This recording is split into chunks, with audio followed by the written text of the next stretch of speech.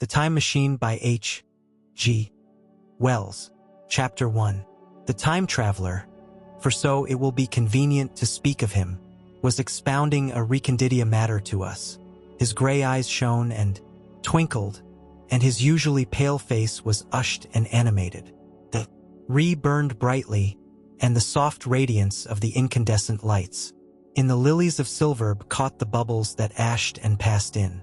Our glasses, our chairs being his patents, embraced and caressed us rather than submitted to be sat upon, and there was that luxurious after-dinner atmosphere when thought runs gracefully free of the trammels of precision. And he put it to us in this way, marking the points with a lean foreigner as we sat and lazily admired his earnestness over this new paradox, as we thought it, and his fecundity. You must follow me carefully. I shall have to controvert one or two ideas that are almost universally accepted. The geometry, for instance, they taught you at school is founded on a misconception. Is not that rather a large thing to expect us to begin upon? Said Philby, an argumentative person with red hair. I do not mean to ask you to accept anything without reasonable ground for it. You will soon admit as much as I need from you. You know, of course, that a mathematical line, a line of thickness nil, has no real existence. They taught you that? Neither has a mathematical plane. These things are mere abstractions. That is all right, said the psychologist. Nor, having only length, breadth, and thickness, can a cube have a real existence. There I object, said Philby. Of course a solid body may exist. Real things. So most people think. But wait a moment. Can an instantaneous cube exist? Don't follow you, said Philby. Can a cube that does not last for any time at all have a real existence? 3. Philby became pensive. Clearly, the time traveler proceeded. Any real body must have extension in 4 directions. It must have length, breadth, thickness, and duration, but through a natural intermediate of the esh, which I will explain to you in a moment, we incline to overlook this fact. There are really 4 dimensions, 3, which we call the 3 planes of space, and a 4th, time. There is, however, a tendency to draw an unreal distinction between the former 3 dimensions and the latter, because it happens that our consciousness moves intermittently in one direction along the latter, from the beginning to the end of our lives. That, said a very young man, making spasmodic efforts to relight his cigar over the lamp. That very clear indeed. Now, it is very remarkable that this is so extensively overlooked, continued the time traveler with a slight accession of cheerfulness. Really, this is what is meant by the 4th dimension, though some people who talk about the 4th dimension do not know they mean it.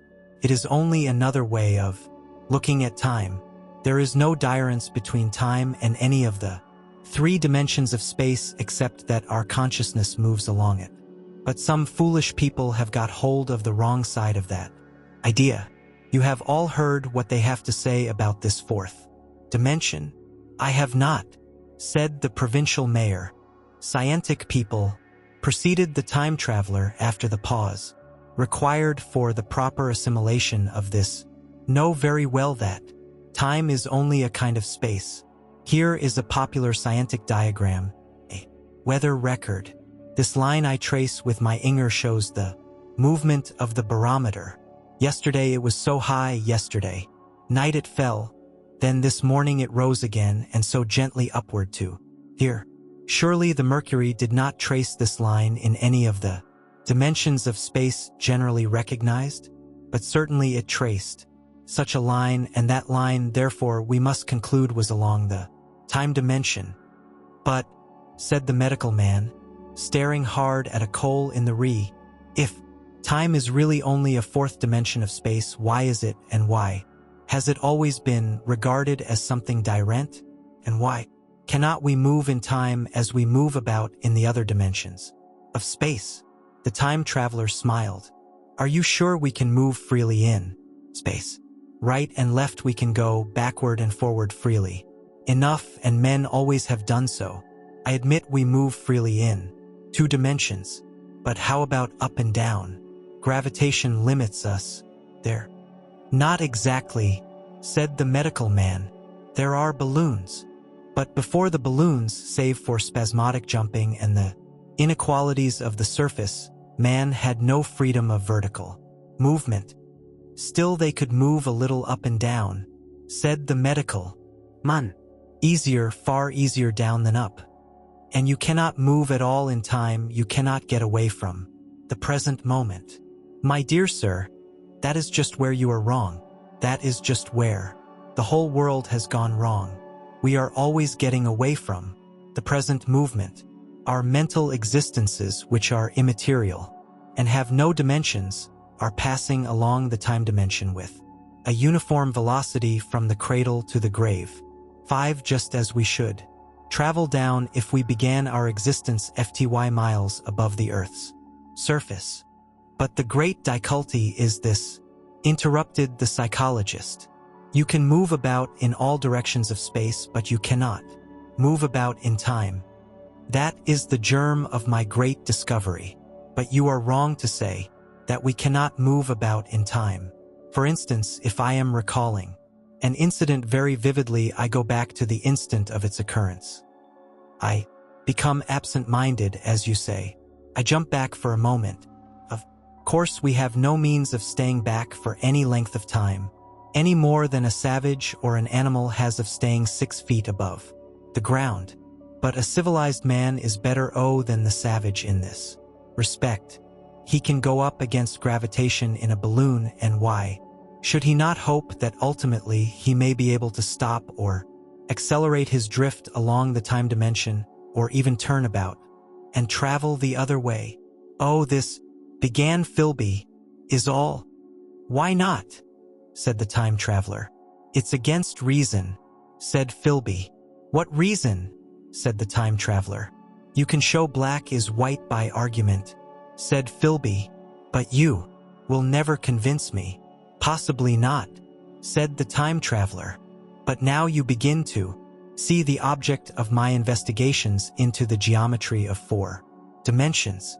Long ago I had a vague inkling of a machine to travel through time, exclaimed the very young man, that shall travel indifferently in any direction of space and time, as the driver determines. Philby contented himself with laughter. But I have experimental verification, said the time traveler. It would be remarkably convenient for the historian, the psychologist suggested. One might travel back and verify the accepted account of the Battle of Hastings, for instance. Don't you think you would attract attention? Said the medical man. Our ancestors had no great tolerance for anachronisms. One might get one's Greek from the very lips of Homer and Plato, the very young man thought. The medical man got up out of his chair and peered into the thing. It's beautifully made, he said. It took 2 years to make, retorted the time traveler. Then, when we had all imitated the action of the medical man, he said, now I want you clearly to understand that this lever being pressed over sends the machine gliding into the future, and this other reverses the motion. This saddle represents the seat of a time traveler. Presently I am going to press the lever, and the machine will go. It will vanish, pass into future time, and disappear. Have a good look at the thing.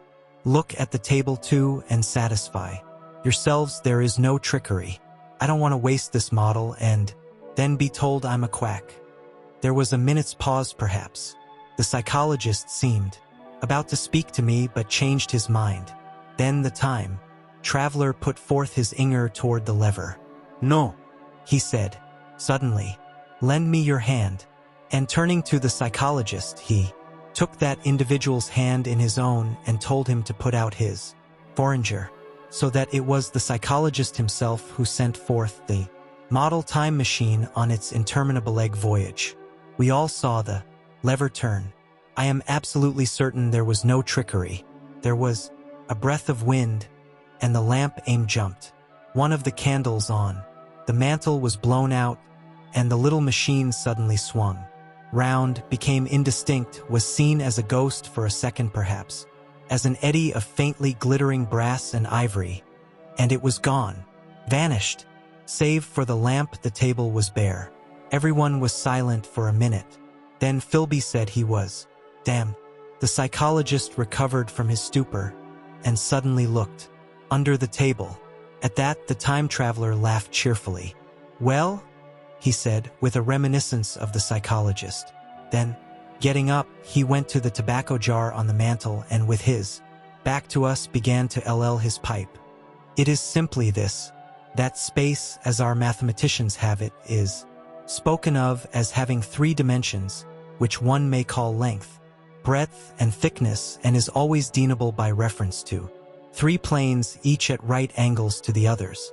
But some philosophical people have been asking why 3 dimensions, particularly why not another direction at right angles to the other 3, and have even tried to construct a 4-dimension geometry." Professor Simon Newcomb was expounding this to the New York Mathematical Society only a month or so ago. You know, how on a surface which has only 2 dimensions we can represent a gure of a 3-dimensional solid, and similarly they think that by models of 3 dimensions they could represent one of 4 if they could master the perspective of the thing. "See, I think so," murmured the provincial mayor, and knitting his brows, he lapsed into an introspective state, his lips moving as one who repeats mystic words. "Yes, I think I see it now," he said after some time, brightening in a quite transitory manner.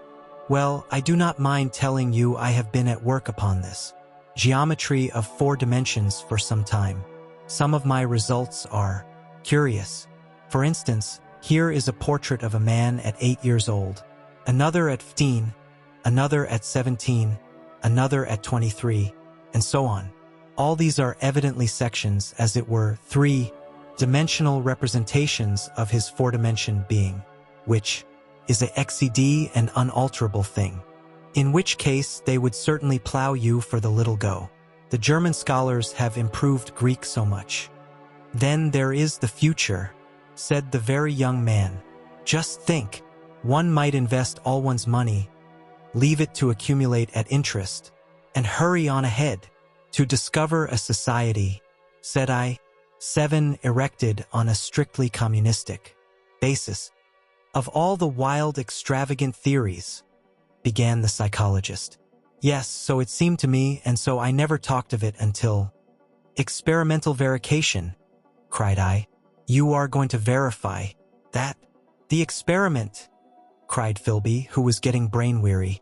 "Let's see your experiment anyhow," said the psychologist. "Though it's all humbug, you know." The time traveler smiled round at us. Then, still smiling faintly, and with his hands deep in his trousers pockets, he walked slowly out of the room, and we heard his slippers shooing down the long passage to his laboratory. The psychologist looked at us. "I wonder what he's got. Some sleight-of-hand trick or other," said the medical man, and Philby tried to tell us about a conjurer he had seen at Burslem.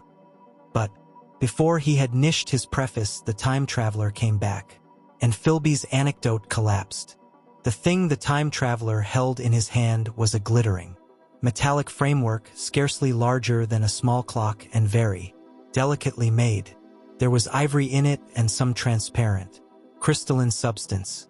And now I must be explicit, for this that follows, unless his explanation is to be accepted, is an absolutely unaccountable thing. He took one of the small octagonal tables that were scattered about the room and set it in front of the with 2 legs on the hearthrug. On this table he placed the mechanism. Then he drew up a chair and sat down. The only other object on the table was a small shaded lamp, the bright light of which fell upon the model. There were also perhaps a dozen candles, about 2 in brass candlesticks upon the mantel, and several in sconces, so that the room was brilliantly illuminated. I sat in a low armchair nearest the and I drew this forward so as to be almost between the time traveler and the replace. Philby sat behind him, looking over his shoulder. The medical man and the provincial mayor watched. Him in prole from the right, the psychologist from the left. The very young man stood behind the psychologist. We were all on the alert. It appears incredible to me that any kind of trick, however subtly conceived and however adroitly done, could have been played upon us under these conditions. The time traveler looked at us and then at the mechanism. "Well," said the psychologist. "This little air," said the time traveler, resting his elbows upon the table and pressing his hands together above the apparatus, "is only a model. It is my plan for a machine to travel through time. You will notice that it looks singularly askew, and that there is an odd twinkling appearance about this bar, as though it was in some way unreal." He pointed to the part with his finger. "Also, here is one little white lever, and here is another." We stared at each other. "Look here," said the medical man. "Are you in earnest about this? Do you seriously believe that that machine has traveled into time?" "Certainly," said the time traveler, stooping to light a spill at the Then he turned, lighting his pipe, to look at the psychologist's face. The psychologist, to show that he was not unhinged, helped himself to a cigar and tried to light it uncut. "What is more, I have a big machine nearly nished in there." He indicated the laboratory. "And when that is put together, I mean to have a journey on my own account." "You mean to say that that machine has traveled into the future?" said Philby. "Into the future or the past. I don't for certain know which." After an interval, the psychologist had an inspiration. "It must have gone into the past if it has gone anywhere," he said. "Why?" said the time traveler. "Because I presume that it has not moved in space, and if it traveled into the future, it would still be here all this time, since it must have traveled through this time." "But," I said, "if it traveled into the past, it would have been visible when we came RST into this room, and last Thursday when we were here, and the Thursday before that, and so forth." "Serious objections," remarked the provincial mayor with an air of impartiality, turning towards the time traveler. "Not a bit," said the time traveler, and to the psychologist, "You think you can explain that? This presentation below the threshold, diluted presentation." "Of course," said the psychologist and reassured us. "That's a simple point of psychology. I should have thought of it. It's plain enough and helps the paradox delightfully. We cannot see it, nor can we appreciate this machine any more than we can the spoke of a wheel spinning or a bullet ing through the air. If it is traveling through time FTY times or 100 times faster than we are, if it gets through a minute while we get through a second, the impression it creates will of course be only 1/50th or 1/100th of what it would make if it were not traveling in time. That's plain enough." He passed his hand through the space in which the machine had been.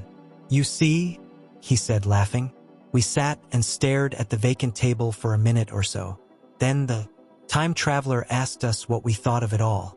"It sounds plausible enough tonight," said the medical man, "but wait until tomorrow. Wait for the common sense of the morning." "Would you like to see the time machine itself?" asked the time traveler. And therewith, taking the lamp in his hand, he led the way down the long, drafty corridor to his laboratory. I remember vividly the ickering light, his queer, broad head in silhouette, the dance of the shadows, how we all followed him, puzzled but incredulous, and how there in the laboratory we beheld a larger edition of the little mechanism which we had seen vanish from before our eyes. Parts were of nickel, parts of ivory, parts had certainly been lead or sawn out of rock crystal. The thing was generally complete, but the twisted crystalline bars lay unished upon the bench beside some sheets of drawings, and I took one up for a better look at it. Quartz it seemed to be. "Look here," said the medical man. "Are you perfectly serious? Or is this a trick? Like that ghost you showed us last Christmas?" "Upon that machine," said the time traveler, holding the lamp. Aloft. I intend to explore time. Is that plain? I was never more serious in my life. None of us quite knew how to take it. I caught Philby's eye over the shoulder of the medical man, and he winked at me solemnly. I think that at that time none of us quite believed in the time machine. The fact is, the time traveler was one of those men who are too clever to be believed. You never felt that you saw all round him. You always suspected some subtle reserve, some ingenuity in ambush behind his lucid frankness. Had Philby shown the model and explained the matter in the time traveler's words, we should have shown him far less skepticism, for we should have perceived his motives. A pork butcher could understand Philby, but the time traveler had more than a touch of whimsy among his elements, and we distrusted him. Things that would have made the fame of a less clever man seem tricks in his hands. It is a mistake to do things too easily. The serious people who took him seriously never felt quite sure of his deportment. They were somehow aware that trusting their reputations for judgment with him was like furnishing a nursery with eggshell china. So I don't think any of us said very much about time traveling in the interval between that Thursday and the next, though its odd potentialities ran, no doubt, in most of our minds, its plausibility, that is, its practical incredibleness, the curious possibilities of anachronism and of utter confusion it suggested. For my own part, I was particularly preoccupied with the trick of the model that I remember discussing with the medical man whom I met on Friday at the Linnean. He said he had seen a similar thing at Tybingen, and laid considerable stress on the blowing out of the candle, but how the trick was done he could not explain. The next Thursday I went again to Richmond. Suppose I was one of the time traveler's most constant guests, and, arriving late, found 4 or 5 men already assembled in his drawing room. The medical man was standing before the with a sheet of paper in one hand and his watch in the other. I looked round for the time traveler, and "It's 7:30 now," said the medical man. "I suppose we'd better have dinner." "Where's?" said I, naming our host. "You've just come? It's rather odd. He's unavoidably detained. He asks me in this note to Lido with dinner at 7 if he's not back. Says he'll explain when he comes." "It seems a pity to let the dinner spoil," said the editor of a well-known daily paper, and thereupon the doctor rang the bell. The psychologist was the only person besides the doctor and myself who had attended the previous dinner. The other men were the editor aforementioned, a certain journalist, and another, a quiet, shy man with a beard whom I didn't know and who, as far as my observation went, never opened his mouth all the evening. There was some speculation at the dinner table about the time traveler's absence, and I suggested time traveling in a half-jocular spirit. The editor wanted that explained to him, and the psychologist volunteered a wooden account of the ingenious paradox and trick we had witnessed that day week. He was in the midst of his exposition when the door from the corridor opened, slowly and without noise. I was facing the door and saw it RST. "Hallo," I said, "at last," and the door opened wider and the time traveler stood before us. I gave a cry of surprise. "Good heavens! Man, what's the matter?" cried the medical man, who saw him next, and the whole tableful turned towards the door. He was in an amazing plight.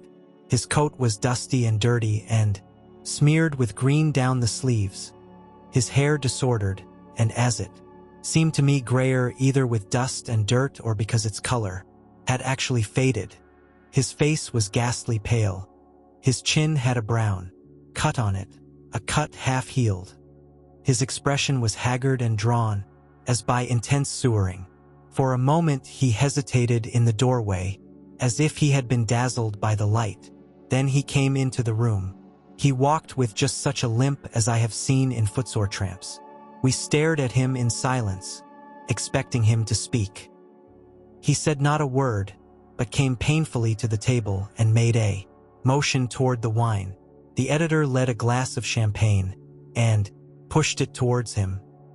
He drained it, and it seemed to do him good, for he looked round the table and the ghost of his old smile ickered across his face. "What on earth have you been up to, man?" said the doctor. The time traveler did not seem to hear. "Don't let me disturb you," he said with a certain faltering articulation. "I'm all right." He stopped, held out his glass for more, and took it at a draught. That's good," he said. His eyes grew brighter, and a faint color came into his cheeks. His glance ickered over our faces with a certain dull approval, and then went round the warm and comfortable room. Then he spoke again, still as it were feeling his way among his words. "I'm going to wash and dressin', and then I'll come down and explain things. Save me some of that mutton. I'm starving for a bit of meat." He looked across at the editor, who was a rare visitor, and hoped he was all right. The editor began a question. "Tell you presently," said the time traveler.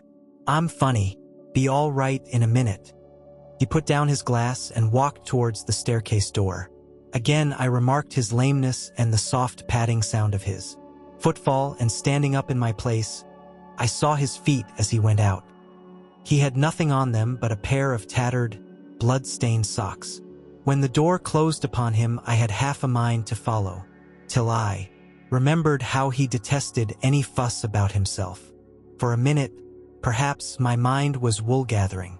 Then, remarkable behavior of an eminent scientist, I heard the editor say, thinking, after his wont, in headlines, and this brought my attention back to the bright dinner table. "What's the game?" said the journalist. "Has he been doing the amateur cadger?" "Oh, I don't follow." I met the eye of the psychologist and read my own interpretation in his face. I thought of the time traveler limping painfully upstairs. I don't think anyone else had noticed his lameness. The RST to recover completely from this surprise was the medical man who rang the bell. The time traveler hated to have servants waiting at dinner for a hot plate.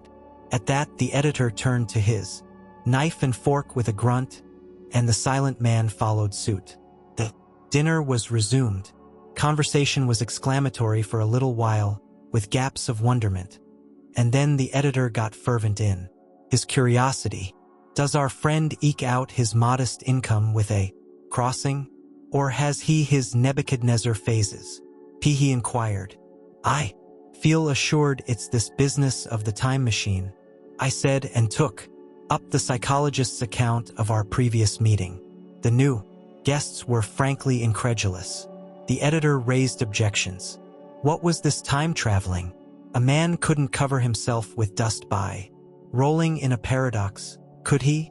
And then, as the idea came home to him, he resorted to a caricature. Hadn't they any clothes brushes in the future? The journalist, too, would not believe at any price, and joined the editor in the easy work of heaping ridicule on the whole thing. They were both the new kind of journalist, very joyous, irreverent young men.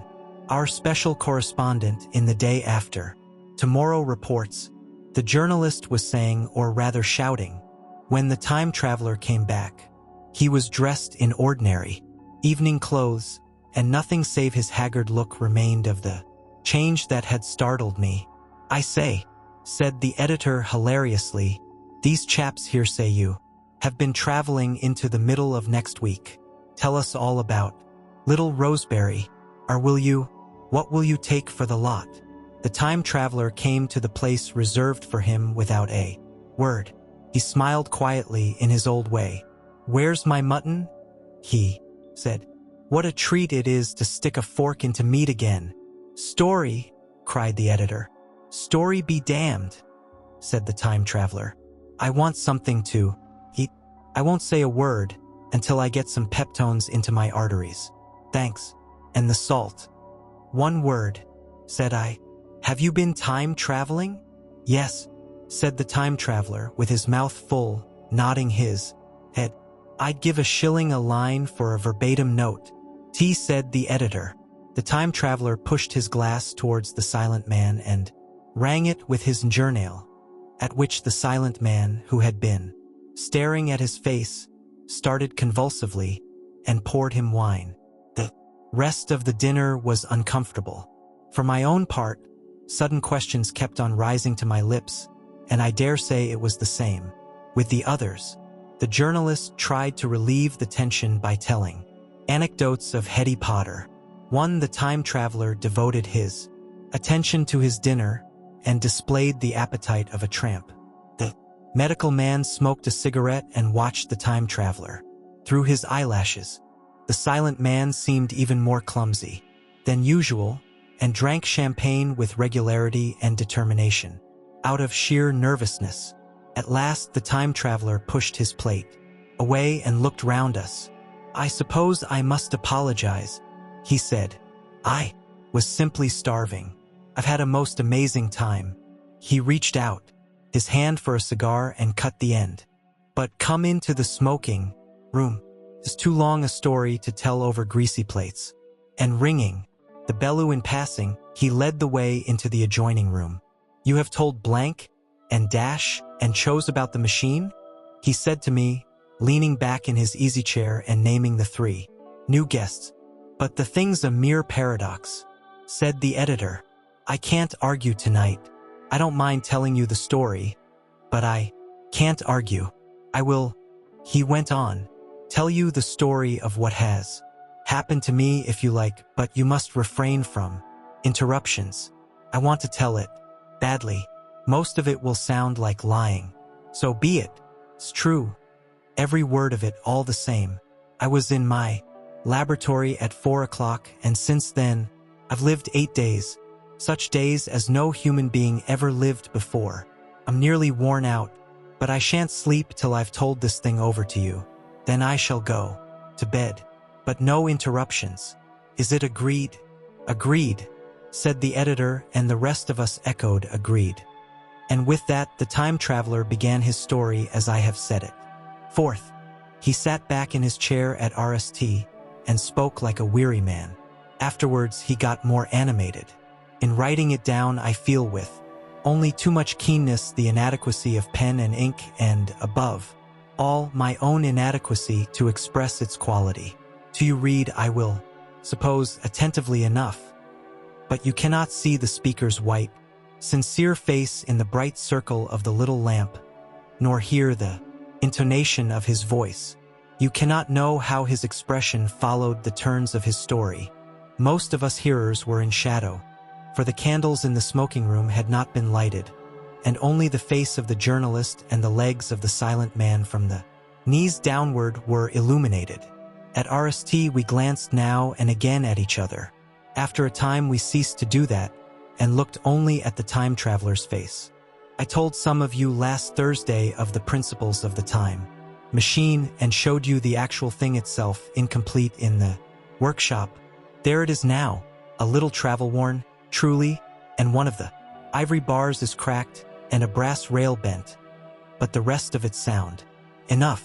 I expected to niche it on Friday, but on Friday, when the putting together was nearly done, I found that one of the nickel bars was exactly 1 inch too short, and this I had to get remade, so that the thing was not complete until this morning.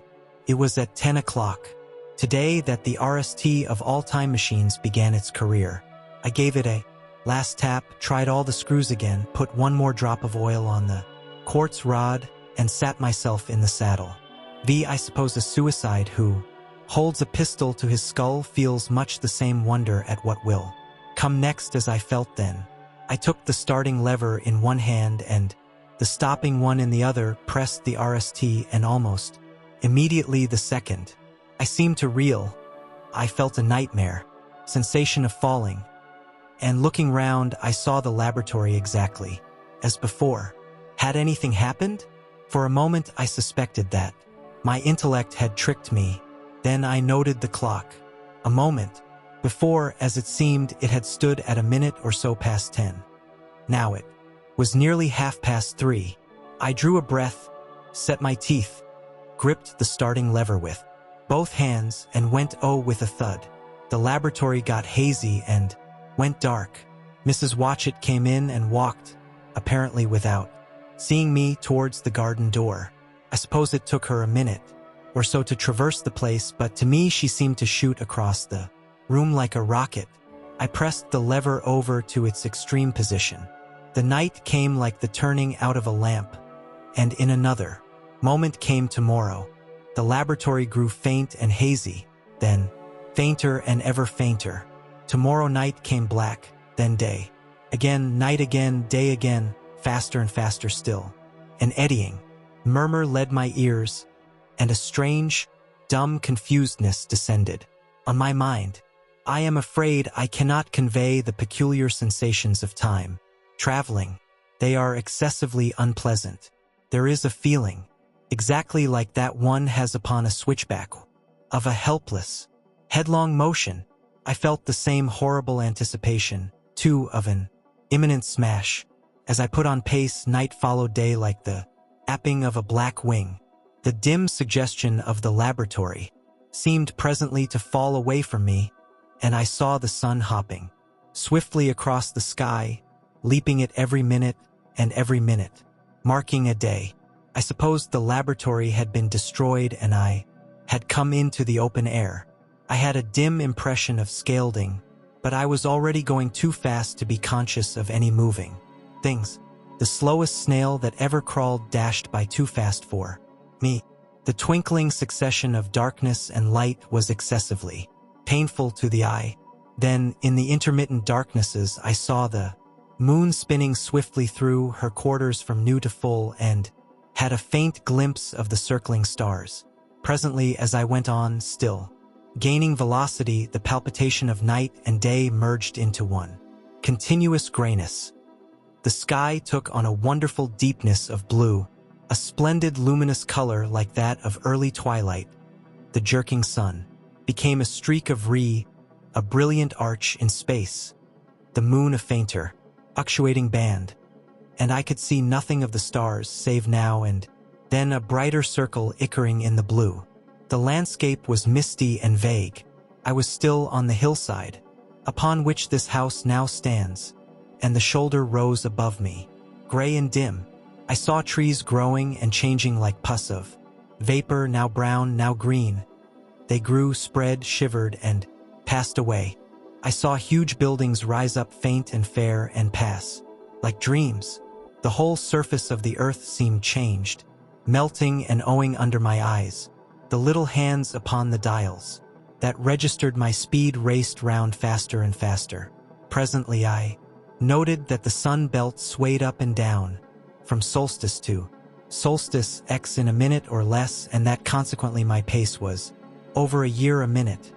And minute by minute the white snow ashed across the world and vanished and was followed by the bright, brief green of spring. The unpleasant sensations of the start were less poignant now. They merged at last into a kind of hysterical exhilaration. Remarked indeed a clumsy swaying of the machine, for which I was unable to account, but my mind was too confused to attend to it, so, with a kind of madness growing upon me, I ung myself into futurity. At RST I scarce thought of stopping, scarce thought of anything but these new sensations. But presently a fresh series of impressions grew up in my mind, a certain curiosity and therewith a certain dread, until at last they took complete possession of me. What strange developments of humanity, what wonderful advances upon our rudimentary civilization, one I thought might not appear. When I came to look nearly into the dim, elusive world that raced and fluctuated before my eyes, I saw great and splendid architecture rising about me, more massive than any buildings of our own time, and yet, as it seemed, built of glimmery and mist. I saw a richer green out up the hillside, and remained there without any wintry intermission. Even through the veil of my confusion the earth seemed very fair, and so my mind came round to the business of stopping. The peculiar risk lay in the possibility of minding some substance in the space which I or the machine occupied. So long as I traveled at a high velocity through time, this scarcely mattered. I was, so to speak, attenuated, was slipping like a vapor through the interstices of intervening substances. But to come to a stop involved the jamming of myself molecule by molecule into whatever lay in my way. Two meant bringing my atoms into such intimate contact with those of the obstacle that a profound chemical reaction, possibly a far-reaching explosion, would result and blow myself and my apparatus out of all possible dimensions into the unknown. This possibility had occurred to me again and again while I was making the machine, but then I had cheerfully accepted it as an unavoidable risk, one of the risks a man has got to take. Now, the risk was inevitable. I no longer saw it in the same cheerful light. The fact is that, insensibly, the absolute strangeness of everything, the sickly jarring and swaying of the machine, above all, the feeling of prolonged falling, had absolutely upset my nerve. I told myself that I could never stop, and with a gust of petulance I resolved to stop forthwith. Like an impatient fool, I lugged over the lever, and, incontinently the thing went reeling over, and I was hung headlong through the air. There was the sound of a clap of thunder in my ears. I may have been stunned for a moment. A pitiless hail was hissing round me, and I was sitting on soft turf in front of the overset machine. Everything still seemed gray, but presently I remarked that the confusion in my ears was gone. I looked round me. I was on what seemed to be a little lawn in a garden, surrounded by rhododendron bushes, and I noticed that their mauve and purple blossoms were dropping in a shower under the beating of the hailstones. The rebounding, dancing hail hung in a cloud over the machine and drove along the ground like smoke. In a moment I was wet to the skin. Fine hospitality, said I, to a man who has traveled innumerable years to see you. Presently I thought what a fool I was to get wet. I stood up and looked round me. A colossal gure, carved apparently in some white stone, loomed indistinctly beyond the rhododendrons through the hazy downpour, but all else of the world was invisible. My sensations would be hard to describe. As the columns of hail grew thinner, I saw the white gure more distinctly. It was very large, for a silver birch tree touched its shoulder. It was of white marble, in shape something like a winged sphinx. But the wings, instead of being carried vertically at the sides, were spread so that it seemed to hover. The pedestal, it appeared to me, was of bronze, and was thick with verdigris. It chanced that the face was towards me. The sightless eyes seemed to watch me. There was the faint shadow of a smile on the lips. It was greatly weather-worn, and that imparted an unpleasant suggestion of disease. I stood looking at it for a little space, half a minute perhaps, or half an hour. It seemed to advance and to recede as the hail drove before it denser or thinner. At last I tore my eyes from it for a moment, and saw that the hail curtain had worn threadbare, and that the sky was lightening with the promise of the sun. I looked up again at the crouching white shape, and the full temerity above my voyage came suddenly upon me. What might appear when that hazy curtain was altogether withdrawn? What might not have happened to men? What if cruelty had grown into a common passion? What if in this interval the race had lost its manliness and had developed into something inhuman, unsympathetic, and overwhelmingly powerful? I might seem some old-world savage animal, only the more dreadful and disgusting for our common likeness, a foul creature to be incontinently slain. Already I saw other vast shapes, huge buildings with intricate parapets and tall columns, with a wooded hillside dimly creeping in upon me through the lessening storm. I was seized with a panic fear. I turned frantically to the time machine and strove hard to readjust. As I did so, the shafts of the sun smote through the thunderstorm. The gray downpour was swept aside and vanished like the trailing garments of a ghost. Above me, in the intense blue of the summer sky, some faint brown shreds of cloud whirled into nothingness.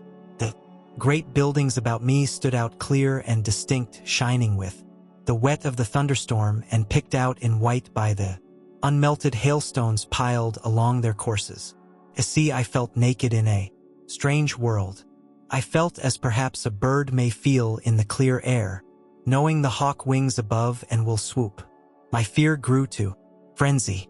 I took a breathing space, set my teeth, and again grappled, heel, wrist and knee with the machine.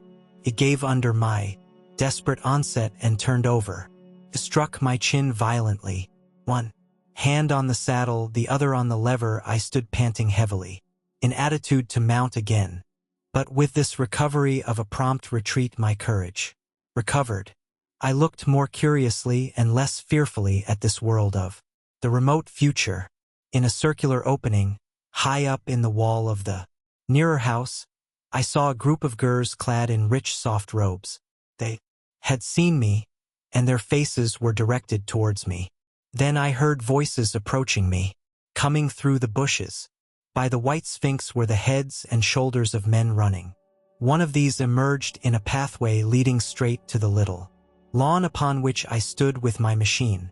He was a slight creature, perhaps 4 feet high, clad in a purple tunic, girdled at the waist, with a leather belt, sandals or buskinsad. I could not clearly distinguish which were on his feet. His legs were bare to the knees, and his head was bare. Noticing that, I noticed for the RST time how warm the air was. He struck me as being a very beautiful and graceful creature, but indescribably frail, for his ushed face reminded me of the more beautiful kind of consumptive-y, that hectic beauty of which we used to hear so much. At the sight of him, I suddenly regained condense. I took my hands from the machine. In another moment we were standing face to face, I and this fragile thing out of futurity. He came straight up to me and laughed. Into my eyes, the absence from his bearing of any sign of fear struck me at once. Then he turned to the 2 others who were following him and spoke to them in a strange and very sweet and liquid tongue. There were others coming, and presently a little group of perhaps 8 or 10 of these exquisite creatures were about me. One of them addressed me. Came into my head, oddly enough, that my voice was too harsh and deep for them. So I shook my head and, pointing to my ears, shook it again. He came a step forward, hesitated, and then touched my hand. Then I felt other soft little tentacle sap upon my back and shoulders. They wanted to make sure I was real. There was nothing in this at all alarming. Indeed, there was something in these pretty little people that inspired condense. A graceful gentleness, a certain childlike ease, and besides they looked so frail that I could fancy myself inging the whole dozen of them about like 9 pins. But I made a sudden motion to warn them when I saw their little pink hands feeling at the time machine. Happily then, when it was not too late, I thought of a danger I had hitherto forgotten, and reaching over the bars of the machine I unscrewed the little levers that would set it in motion and put these in my pocket. Then I turned again to see what I could do in the way of communication, and then, looking more nearly into their features, I saw some further peculiarities in their Dresden china type of prettiness. One, their hair, which was uniformly curly, came to a sharp end at the neck and cheek. There was not the faintest suggestion of it on the face, and their ears were singularly minute. The mouths were small, with bright red, rather thin lips, and the little chins ran to a point. The eyes were large and mild, and this may seem egotism on my part. I fancied even that there was a certain lack of the interest I might have expected in them, as they made no effort to communicate with me, but simply stood round me smiling and speaking in soft cooing notes to each other. I began the conversation. I pointed to the time machine and to myself. Then, hesitating for a moment how to express time, I pointed to the sun. At once a quaintly pretty little gure in checkered purple and white followed my gesture and then astonished me by imitating the sound of thunder. For a moment I was staggered, though the import of his gesture was plain enough. The question had come into my mind abruptly. Were these creatures fools? You may hardly understand how it took me. You see, I had always anticipated that the people of the year 800 and 2000 odd would be incredibly in front of us in knowledge, art, everything. Then one of them suddenly asked me a question that showed him to be on the intellectual level of one of our V-year-old children, asked me, in fact, if I had come from the sun in a thunderstorm. It let loose the judgment I had suspended upon their clothes, their frail light limbs and fragile features. Ow of disappointment rushed across my mind. For a moment I felt that I had built the time machine in vain. I nodded, pointed to the sun, and gave them such a vivid rendering of a thunderclap as startled them. They all withdrew a pace or so and bowed. Then came one laughing towards me, carrying a chain of beautiful hours altogether new to me, and put it about my neck. The idea was received with melodious applause, and presently they were all running to and fro for hours and laughingly inging them upon me until I was almost smothered with blossom. You who have never seen the like can scarcely imagine what delicate and wonderful hours countless years of culture had created. Then someone suggested that their plaything should be exhibited in the nearest building, and so I was led past the Sphinx of white marble, which had seemed to watch me all the while with a smile at my astonishment, towards a vast gray edifice of Fertetta stone. As I went with them, the memory of my condent anticipations of a profoundly grave and intellectual posterity came, with irresistible merriment, to my mind. The building had a huge entry, and was altogether of colossal dimensions. I was naturally most occupied with the growing crowd of little people and with the big open portals that yawned before me, shadowy and mysterious. My general impression of the world I saw over their heads was a tangled waste of beautiful bushes and hours, a long-neglected and yet weedless garden. I saw a number of tall spikes of strange white hours, measuring a foot perhaps, across the spread of the waxen petals. They grew scattered, as if wild, among the variegated shrubs, but as I saw, I did not examine them closely at this time. The time machine was left deserted on the turf among the rhododendrons.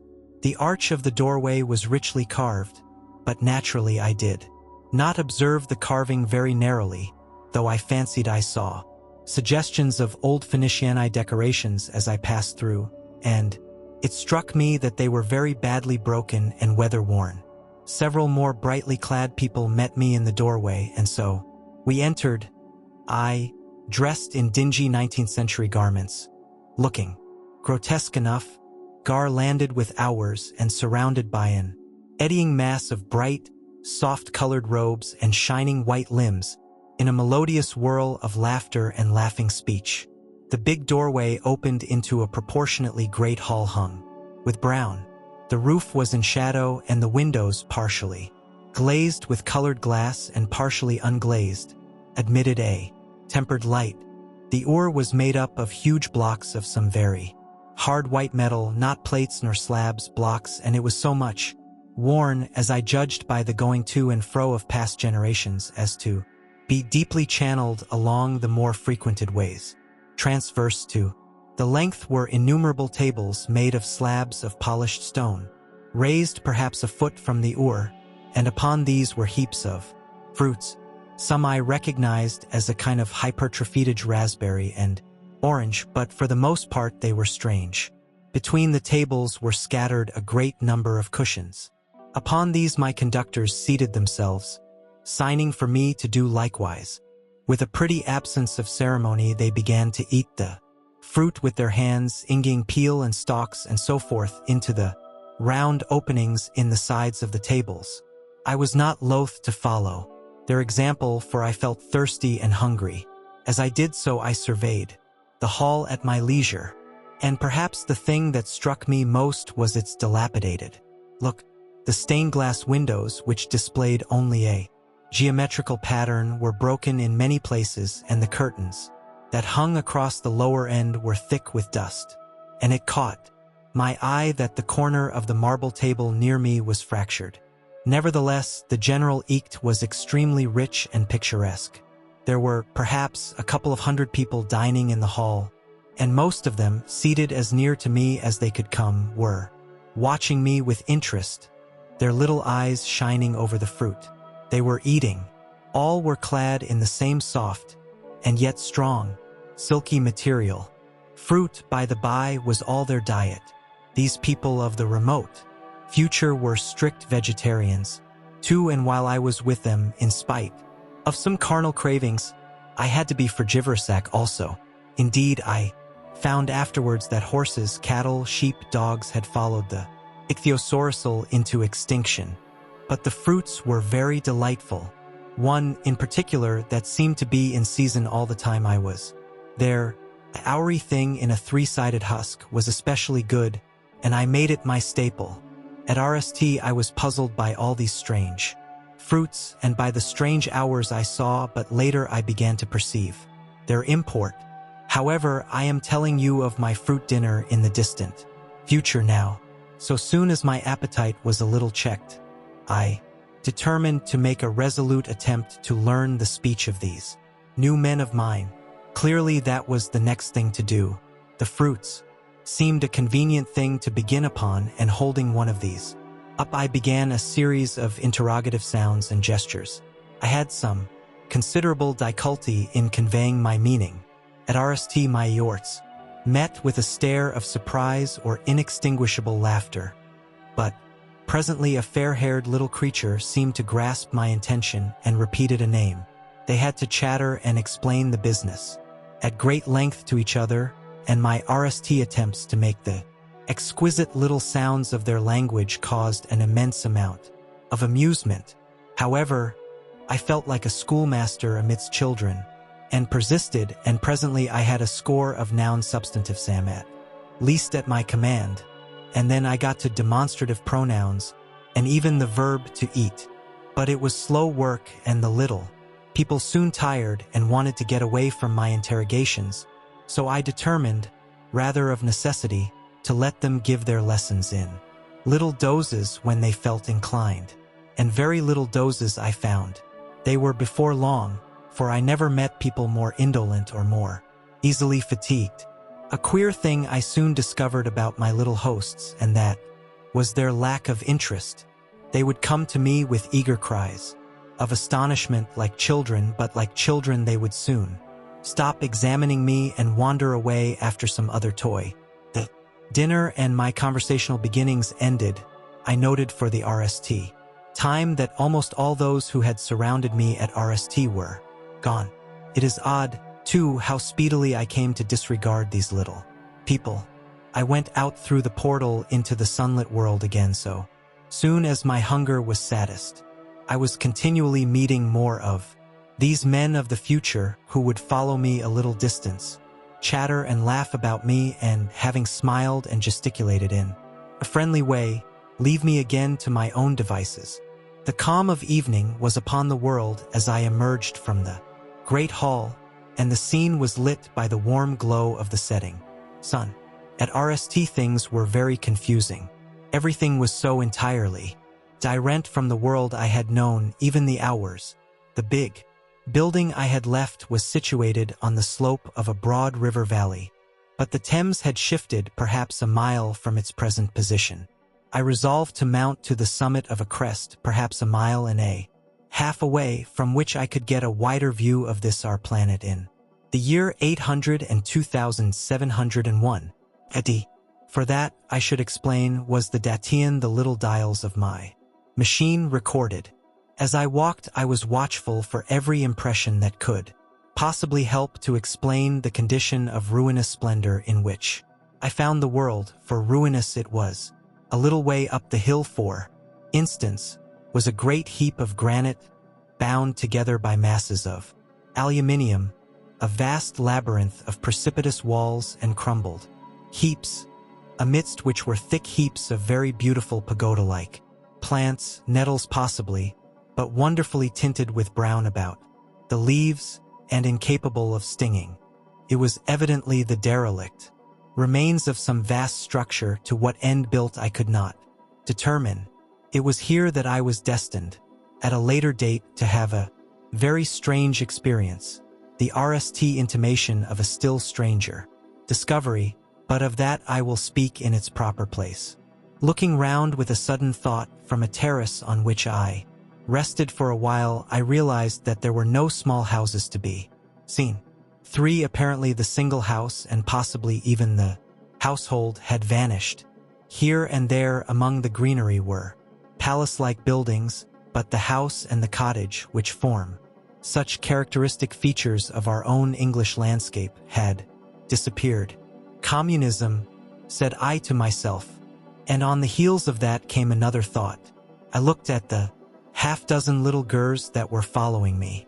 Then, in a ash, I perceived that all had the same form of costume, the same soft, airless visage, AO, and the same girlish rotundity of limb.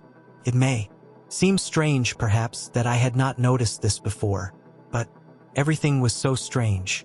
Now, I saw the fact plainly enough, in costume and in all the differences of texture and bearing that now mark the sexes from each other.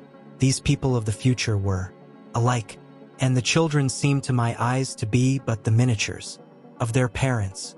I judged then that the children of that time were extremely precocious, physically at least, and I found afterwards abundant verification of my opinion.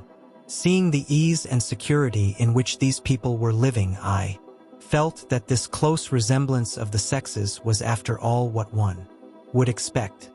For the strength of a man and the softness of a woman, the institution of the family, and the differentiation of occupations are mere militant necessities of an age of physical force. Where population is balanced and abundant, much childbearing becomes an evil rather than a blessing to the state. Where violence comes but rarely and offspring are secure, there is less necessity. Indeed, there is no necessity for an ancient family, and the specialization of the sexes with reference to their children's needs disappears. We see some beginnings of this even in our own time, and in this future age it was complete. This, I must remind you, was my speculation at the time. Later, I was to appreciate how far it fell short of the reality. While I was musing upon these things, my attention was attracted by a pretty little structure like a well under a cupola. Thought in a transitory way of the oddness of wells still existing, and then resumed the thread of my speculations. There were no large buildings towards the top of the hill, and as my walking powers were evidently miraculous, I was presently left alone for the RST time. With a strange sense of freedom and adventure, I pushed on up to the crest.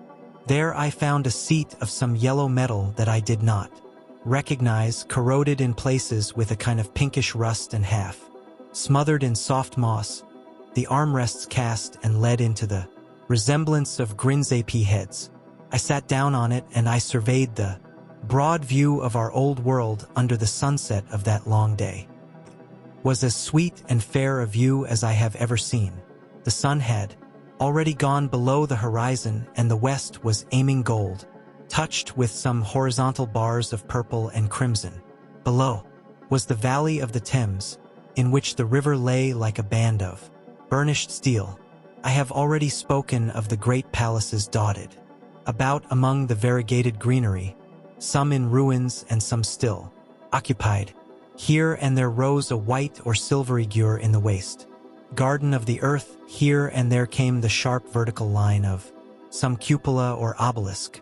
There were no hedges, no signs of proprietary rights, no evidences of agriculture. The whole earth had become a garden. So watching, I began to put my interpretation upon the things I had seen, and as it shaped itself to me that evening, my interpretation was something in this way. Afterwards, I found I had got only a half-truth or only a glimpse of one facet of the truth. It seemed to me that I had happened upon humanity upon the wane. The ruddy sunset set me thinking of the sunset of mankind. For the RST time, I began to realize an odd consequence of the social yort in which we are at present engaged. And yet, come to think, it is a logical consequence enough. Strength is the outcome of need. Security sets a premium on feebleness. The work of ameliorating the conditions of life, the true civilizing process that makes life more and more secure, had gone steadily on to a climax. One triumph of a united humanity over nature had followed another. Things that are now mere dreams had become projects deliberately put in hand and carried forward. And the harvest was what I saw. After all, the sanitation and the agriculture of today are still in the rudimentary stage. The science of our time has attacked but a little department of the ELD of human disease, but even so, it spreads its operations very steadily and persistently. Our agriculture and horticulture destroy a weed just here and there and cultivate perhaps a score or so of wholesome plants, leaving the greater number to GHT out a balance as they can. We improve our favorite plants and animals, and how few they are, gradually by selective breeding. Now a new and better peach, now a seedless grape, now a sweeter and larger hour, now a more convenient breed of cattle. We improve them gradually because our ideals are vague and tentative, and our knowledge is very limited, because nature, too, is shy and slow in our clumsy hands. Someday all this will be better, organized, and still better. The whole world will be intelligent, educated, and co-operating. 5 things will move faster and faster towards the subjugation of nature. In the end, wisely and carefully we shall readjust the balance of animal and vegetable life to suit our human needs. This adjustment, I say, must have been done, and done well. Done indeed for all time, in the space of time across which my machine had leaped. The air was free from gnats, the earth from weeds or fungi. Everywhere were fruits, and sweet and delightful hours. Brilliant butteries ew hither and thither. The ideal of preventive medicine was attained. Diseases had been stamped out. Saw no evidence of any contagious diseases during all my stay. And I shall have to tell you later that even the processes of putrefaction and decay had been profoundly acted by these changes. Social triumphs, too, had been eked. I saw mankind housed in splendid shelters, gloriously clothed, and as yet I had found them engaged in no toil. There were no signs of struggle, neither social nor economical struggle. The shop, the advertisement, track, all that commerce which constitutes the body of our world was gone. It was natural on that golden evening that I should jump at the idea of a social paradise. The difficulty of increasing population had been met, I guessed, and population had ceased to increase. But with this change in condition comes inevitably adaptations to the change. What, unless biological science is a mass of errors, is the cause of human intelligence and vigor, hardship and freedom, conditions under which the active, strong, and subtle survive and the weaker go to the wall, conditions that put a premium upon the loyal alliance of capable men, upon self-restraint, patience, and decision, and the institution of the family and the emotions that arise therein, the urza jealousy, the tenderness for offspring, parental self-devotion, all found their justification and support in the imminent dangers of the young. Now, where are these imminent dangers? There is a sentiment arising, and it will grow, against connubial jealousy, against urza maternity, against passion of all sorts, unnecessary things now, and things that make us uncomfortable, savage survivals, discords in a renewed and pleasant life. I thought of the physical slightness of the people, their lack of intelligence, and those big abundant ruins, and it strengthened my belief in a perfect conquest of nature. For after the battle comes quiet. Humanity had been strong, energetic, and intelligent, and had used all its abundant vitality to alter the conditions under which it lived. And now came the reaction of the altered conditions. Under the new conditions of perfect comfort and security, that restless energy that with us is strength would become weakness. Even in our own time, certain tendencies and desires once necessary to survival are a constant source of failure. physical courage, and the love of battle, for instance, are no great help, may even be hindrances to a civilized man, and in a state of physical balance. And security, power, intellectual as well as physical, would be out of place. For countless years I judged there had been no danger of war, or solitary violence, no danger from wild beasts, no wasting disease. To require strength of constitution, no need of toil. For such a life, what we should call the weak are as well equipped as the strong are. Indeed, no longer weak. Better equipped indeed they are, for the strong would be fretted by an energy for which there was no outlet. No doubt the exquisite beauty of the buildings I saw was the outcome of the last surgings of the now purposeless energy of mankind before it settled down into perfect harmony with the conditions under which it lived, the hourish of that triumph which began the last great peace. This has ever been the fate of energy in security. It takes to art and to eroticism, and then come languor and decay. Even this artistic impetus would at last die away, had almost died in the time I saw, to adorn themselves with hours, to dance, to sing in the sunlight. So much was left of the artistic spirit, and no more. Even that would fade in the end into a contented inactivity. We are kept keen on the grindstone of pain and necessity, and it seemed to me that here was that hateful grindstone broken at last. As I stood there in the gathering dark, I thought that in this simple explanation I had mastered the problem of the world, mastered the whole secret of these delicious people. Possibly the checks they had devised for the increase of population had succeeded too well, and their numbers had rather diminished than kept stationary. That would account for the abandoned ruins. Very simple was my explanation, and plausible enough as most wrong theories are. As I stood there musing over this too perfect triumph of man, the full moon, yellow and gibbous, as came up out of an overo of silver light in the northeast, the bright little gurs ceased to move. About below, a noiseless owled by, and I shivered with the chill of the night. I determined to descend and nd where I could sleep. I looked for the building I knew. Then my eye traveled along to the gure of the white sphinx upon the pedestal of bronze, growing distinct as the light of the rising moon grew brighter. I could see the silver birch against it. There was the tangle of rhododendron bushes, black in the pale light, and there was the little lawn. I looked at the lawn again. A queer doubt chilled my complacency. "No," said I, stoutly to myself. That was not the lawn. But it was the lawn, for the white leprous face of the Sphinx was towards it.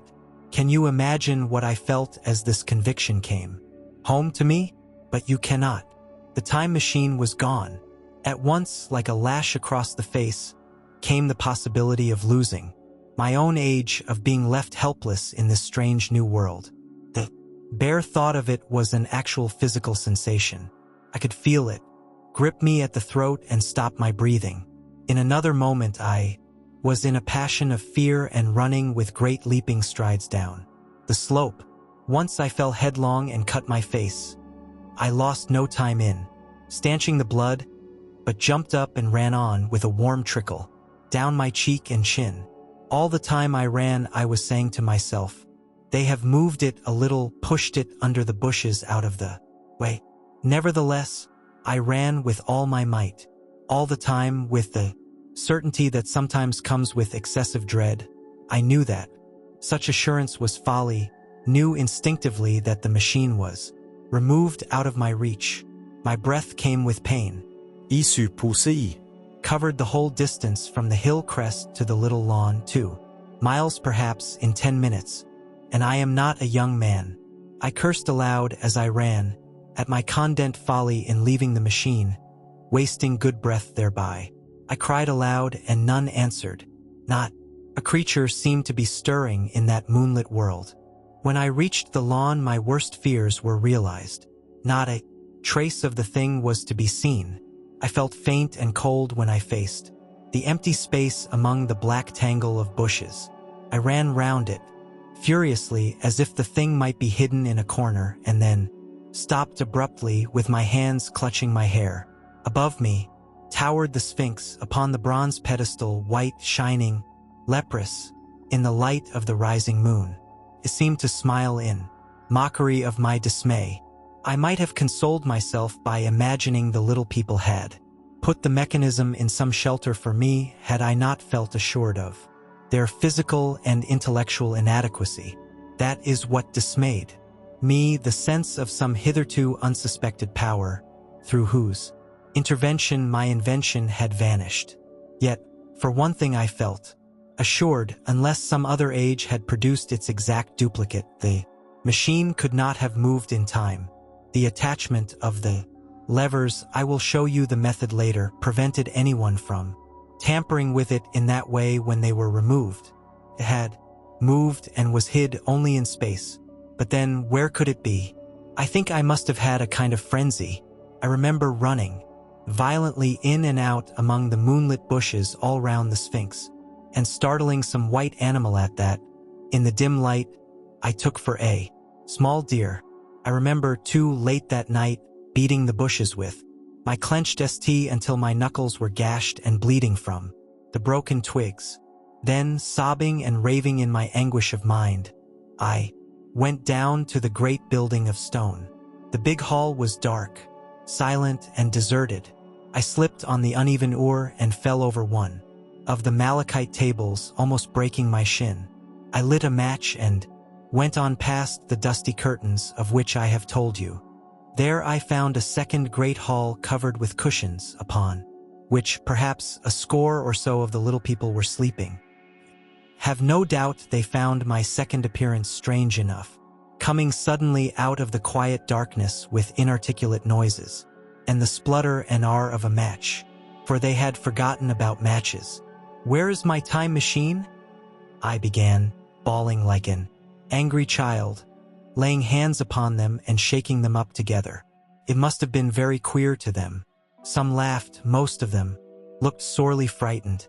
When I saw them standing round me, it came into my head that I was doing as foolish a thing as it was possible for me to do under the circumstances in trying to revive the sensation of fear.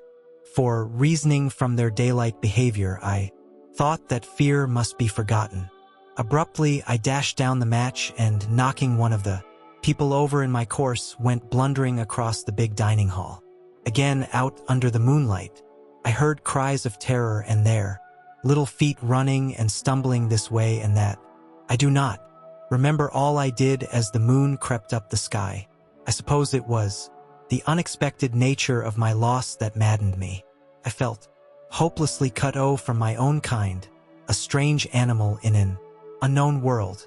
I must have raved to and fro, screaming and crying upon God and fate. I have a memory of horrible fatigue as the long night of despair wore away, of looking in this impossible place, and that of groping among moonlit ruins and touching strange creatures in the black shadows, at last of lying on the ground near the Sphinx and weeping with absolute wretchedness. I had nothing left but misery. Then I slept, and when I woke again it was full day, and a couple of sparrows were hopping round me on the turf within reach of my arm. I sat up in the freshness of the morning, trying to remember how I had got there, and why I had such a profound sense of desertion and despair. Then things came clear in my mind. With the plain, reasonable daylight, I could look my circumstances fairly in the face. I saw the wild folly of frenzy overnight, and I could reason with myself.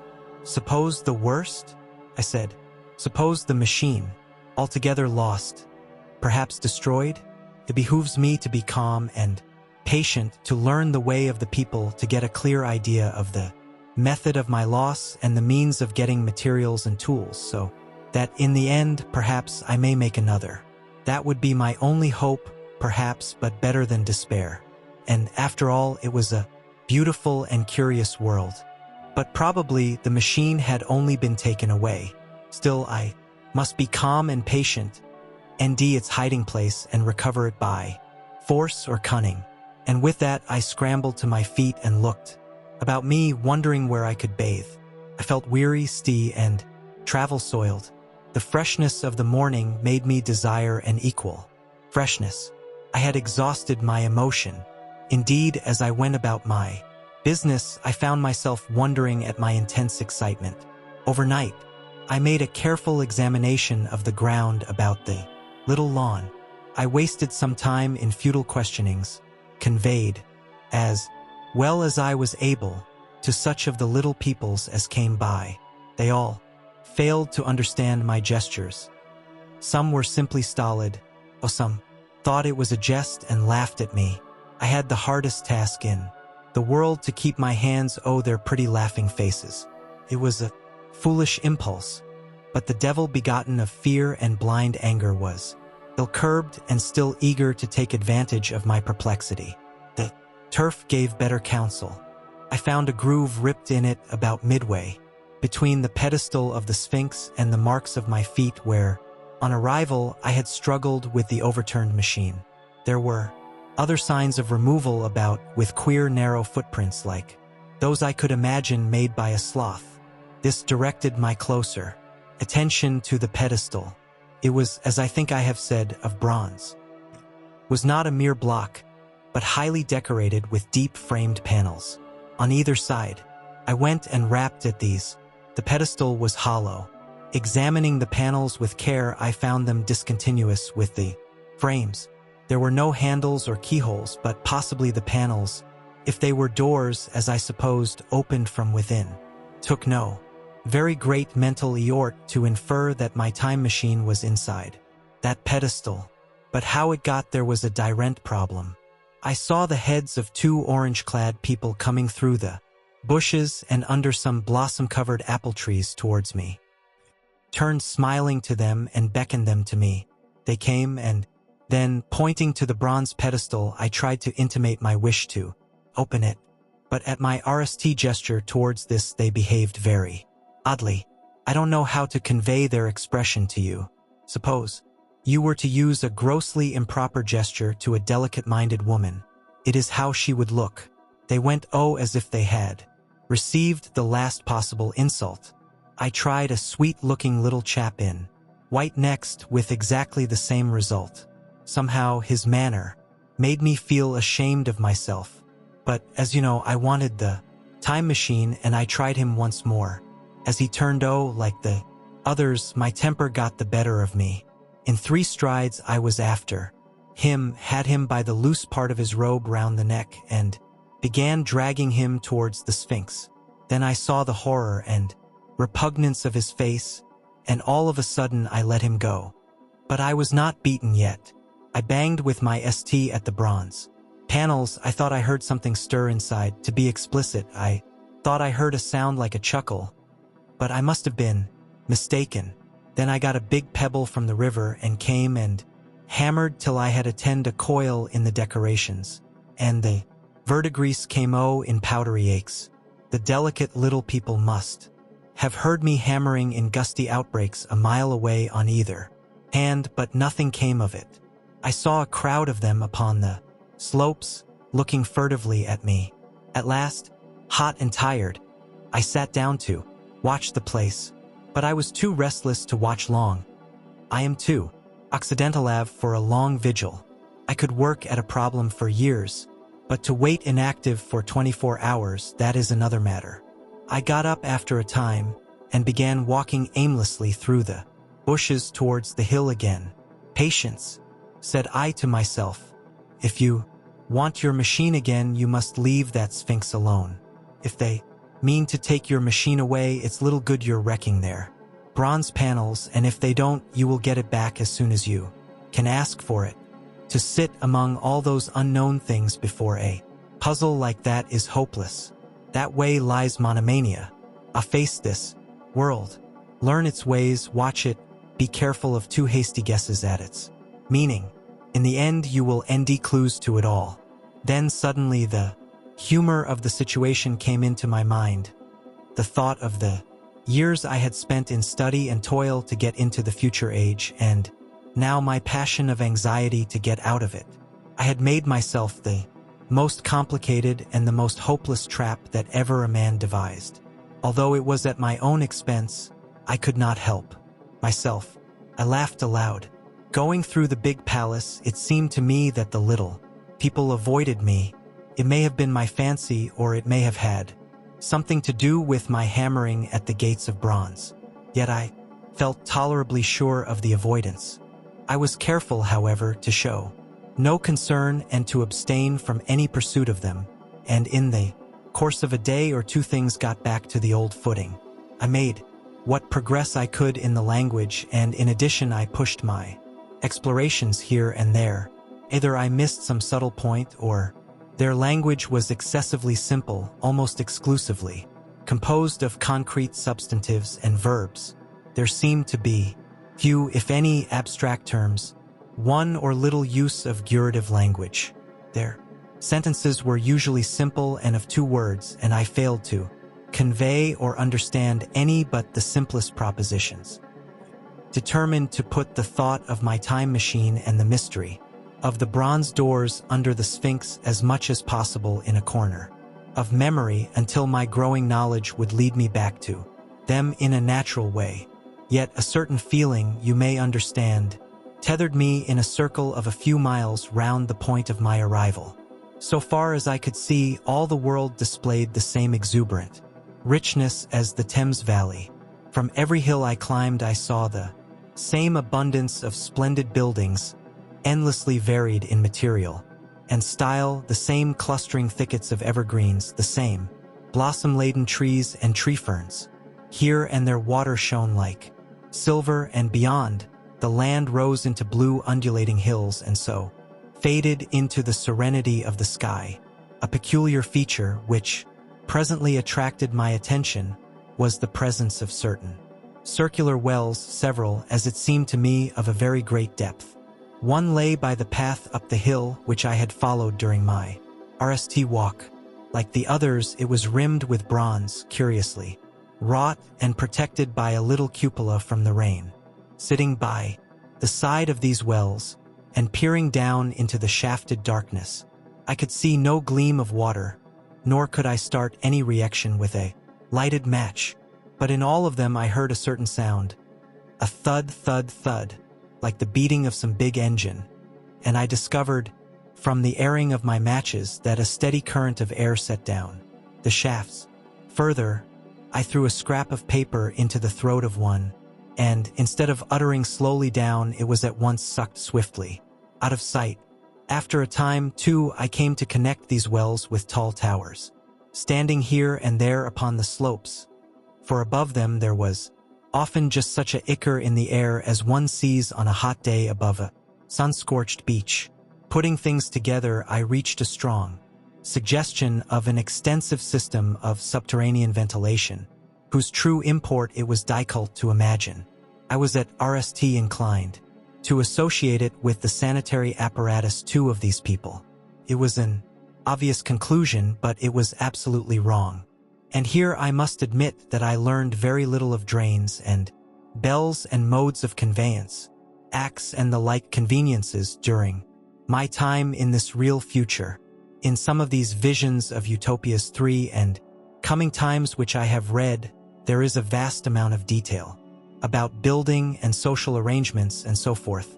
But while such details are easy enough to obtain when the whole world is contained in one's imagination, they are altogether inaccessible to a real traveler amid such realities as I found here. Conceive the tale of London which a Negro fresh from Central Africa would take back to his tribe. What would he know of railway companies, of social movements, of telephone and telegraph wires, of the parcels delivery company and postal order say and the like? Yet we, at least, should be willing enough to explain these things to him. And even of what he knew, how much could he make his untraveled friend either apprehend or believe? Then think how narrow the gap between a Negro and a white man for of our own times, and how wide the interval between myself and these of the Golden Age. I was sensible of much which was unseen, and which contributed to my comfort, but save for a general impression of automatic organization, I fear I can convey very little of the dirence to your mind. In the matter of sepulture, for instance, I could see no signs of crematoria nor anything suggestive of tombs. But it occurred to me that possibly there might be cemeteries or crematoria somewhere beyond the range of my explorings. This, again, was a question I deliberately put to myself, and my curiosity was at rest entirely. Defeated upon the point, the thing puzzled me, and I was led to make a further remark which puzzled me still more, that aged and infirm among this people there were none. I must confess that my satisfaction with my RST theories of an automatic civilization and a decadent humanity did not long endure. Yet I could think of no other. Let me put my difficulties. The several big palaces I had explored were mere living places, great dining halls and sleeping apartments. I could ND no machinery, no appliances of any kind. Yet these people were clothed in pleasant fabrics that must at times need renewal, and their sandals, though undecorated, were fairly complex specimens of metalwork. Somehow such things must be made, and the little people displayed no vestige of a creative tendency. There were no shops, no workshops, no sign of importations among them. They spent all their time in playing gently, in bathing in the river, in making love, in a half-playful fashion, in eating fruit and sleeping. I could not see how things were kept going. Then, again, about the time machine, something I knew not what had taken it into the hollow pedestal of the White Sphinx. Why? For the life of me I could not imagine. Those waterless wells, too, those Icaring pillars. I felt I lacked a clue. I felt, how shall I put it? Suppose you found an inscription with sentences here and there in excellent plain English, and interpolated therewith others, made up of words, of letters even absolutely unknown to you? Well, on the third day of my visit, that was how the world of 802,701 presented itself to me. That day, too, I made a friend of a sort. It happened that, as I was watching some of the little people bathing in a shallow, one of them was seized with cramp and began drifting downstream. The main current ran rather swiftly, but not too strongly for even a moderate swimmer. It will give you an idea, therefore, of the strange decency in these creatures when I tell you that none made the slightest attempt to rescue the weakly crying little thing, which was drowning before their eyes. When I realized this, I hurriedly slipped on my clothes and, wading in at a point lower down, I caught the poor mite 5 and drew her safe to land. A little rubbing of the limbs soon brought her round, and I had the satisfaction of seeing she was all right before I left her. I had got to such a low estimate of her kind that I did not expect any gratitude from her. In that, however, I was wrong. This happened in the morning. In the afternoon I met my little woman, as I believe it was, as I was returning towards my center from an exploration, and she received me with cries of delight and presented me with a big garland of hours, evidently made for me, and me alone. The thing took my imagination. Very possibly I had been feeling desolate. At any rate, I did my best to display my appreciation of the gift. We were soon seated together in a little stone arbor, AZ engaged in conversation, Chie of smiles. The creature's friendliness acted me exactly as a child's might have done. We passed each other hours, and she kissed my hands. I did the same to hers. Then I tried talk, and found that her name was Weena, which, though I don't know what it meant, somehow seemed appropriate enough. That was the beginning of a queer friendship which lasted a week and ended. As I will tell you, she was exactly like a child. She wanted to be with me always. She tried to follow me everywhere, and on my next journey out and about, it went to my heart to tire her down and leave her at last, exhausted and calling after me rather plaintively. But the problems of the world had to be mastered. I had not, I said to myself, come into the future to carry on a miniature irritation. Yet her distress when I left her was very great, her expostulations at the parting were sometimes frantic, and I think altogether I had as much trouble as comfort from her devotion. Nevertheless, she was somehow a very great comfort. I thought it was mere childish action that made her cling to me. Until it was too late, I did not clearly know what I had enacted upon her when I left her, nor until it was too late did I clearly understand what she was to me. For by merely seeming fond of me, and showing in her weak, futile way that she cared for me, the little doll of a creature presently gave my return to the neighborhood of the White Sphinx almost the feeling of coming home, and I would watch for her tiny gear of white and gold so soon as I came over the hill. It was from her, too, that I learned that fear had not yet left the world. She was fearless enough in the daylight, and she had the oddest confidence in me. For once, in a foolish moment, I made threatening grimaces at her, and she simply laughed at them. But she dreaded the dark, dreaded shadows, dreaded black things. Darkness to her was the one thing dreadful. It was a singularly passionate emotion, and it set me thinking and observing. Discovered then, among other things, that these little people gathered into the great houses after dark and slept in droves. To enter upon them without a light was to put them into a tumult of apprehension.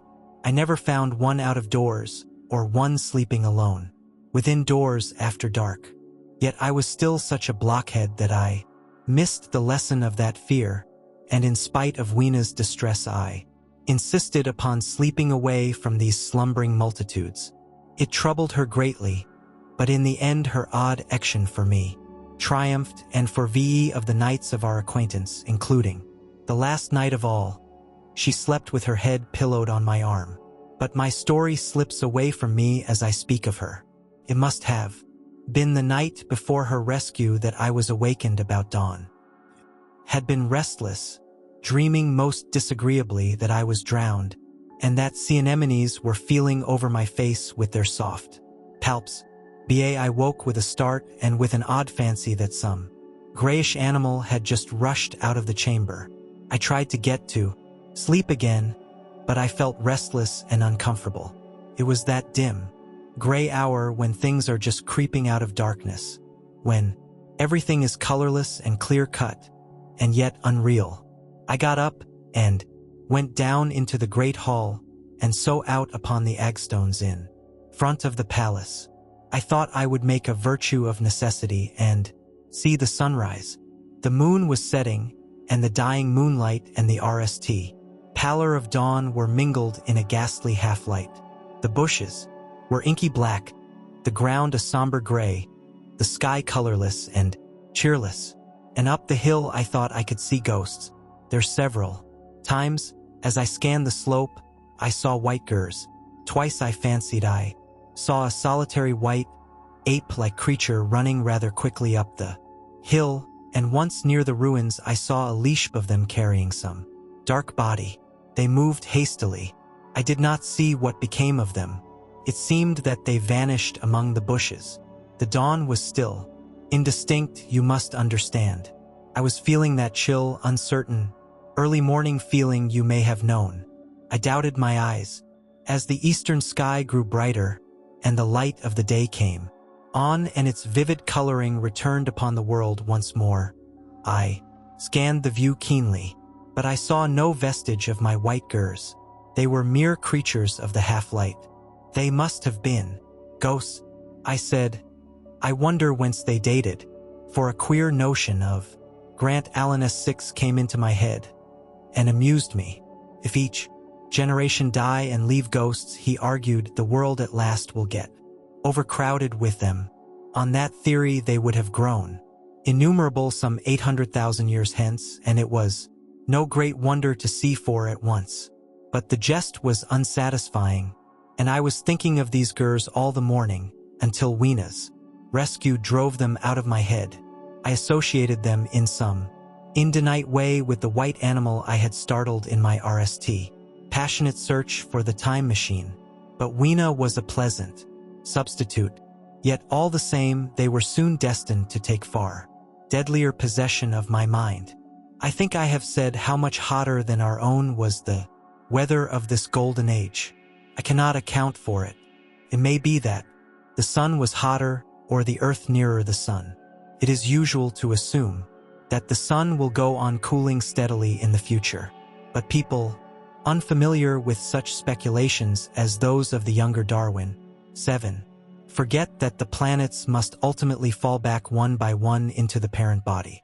As these catastrophes occur, the sun will blaze with renewed energy, and it may be that some inner planet had sewered this fate. Whatever the reason, the fact remains that the sun was very much hotter than we know it.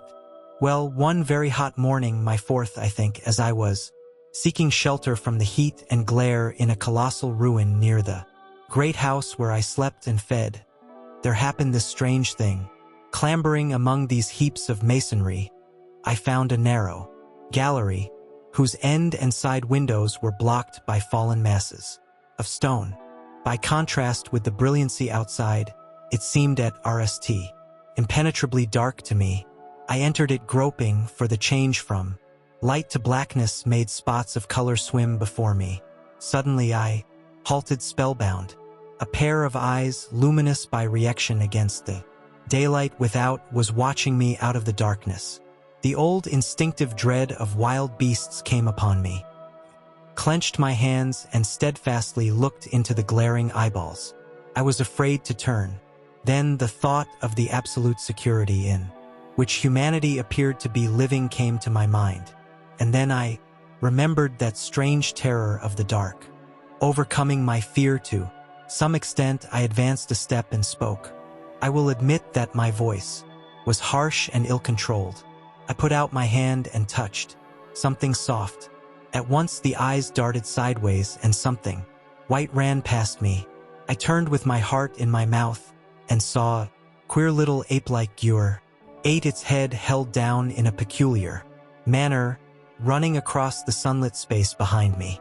It blundered against a block of granite, staggered aside, and in a moment was hidden in a black shadow beneath another pile of ruined masonry. My impression of it is, of course, imperfect, but I know it was a dull white and had strange large grayish-red eyes. Also that there was axon hair on its head and down its back. But as I say, it went too fast for me to see distinctly.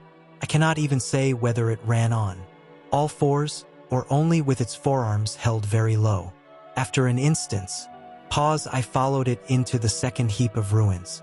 I could not ND it at RST, but after a time in the profound obscurity, I came upon one of those round well-like openings of which I have told you, half closed by a fallen pillar. A sudden thought came to me.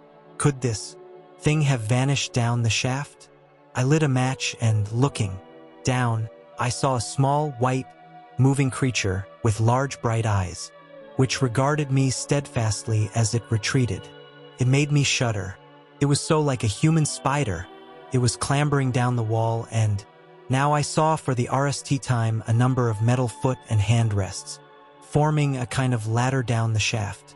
Then the light burned my fingers and fell out of my hand, going out as it dropped, and when I had lit another, the little monster had disappeared. I do not know how long I sat peering down that well. It was not for some time that I could succeed in persuading myself that the thing I had seen was human, but gradually the truth dawned on me. That man had not remained one species, but had differentiated into two distinct animals.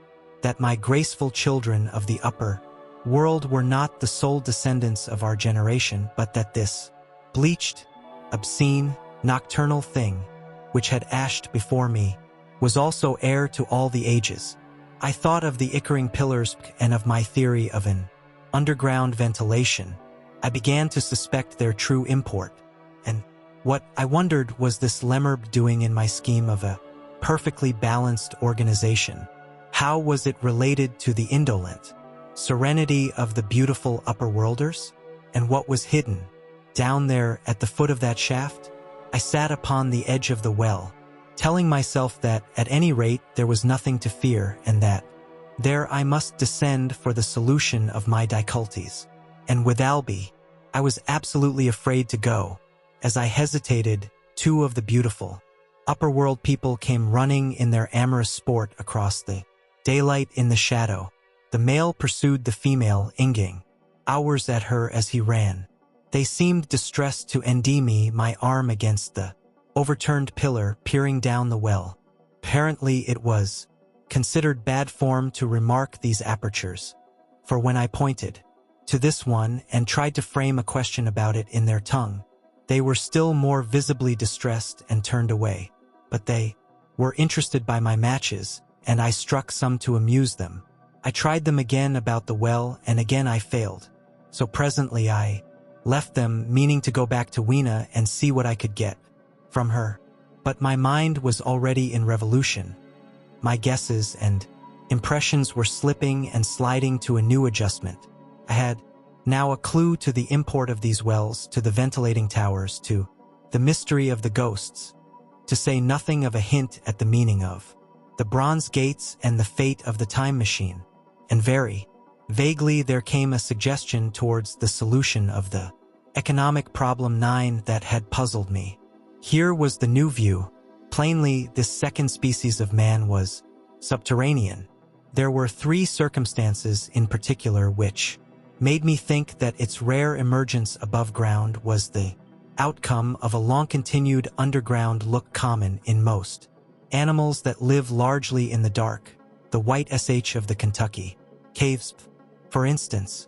Then those large eyes with that capacity for reacting light are common features of nocturnal things, witness the owl and the cat. And last of all, that evident confusion in the sunshine, that hasty yet fumbling awkward eye towards dark shadow, and that peculiar carriage of the head while in the light, all reinforced the theory of an extreme sensitiveness of the retina. Beneath my feet, then, the earth must be tunneled enormously, and these tunnelings were the habitat of the new race.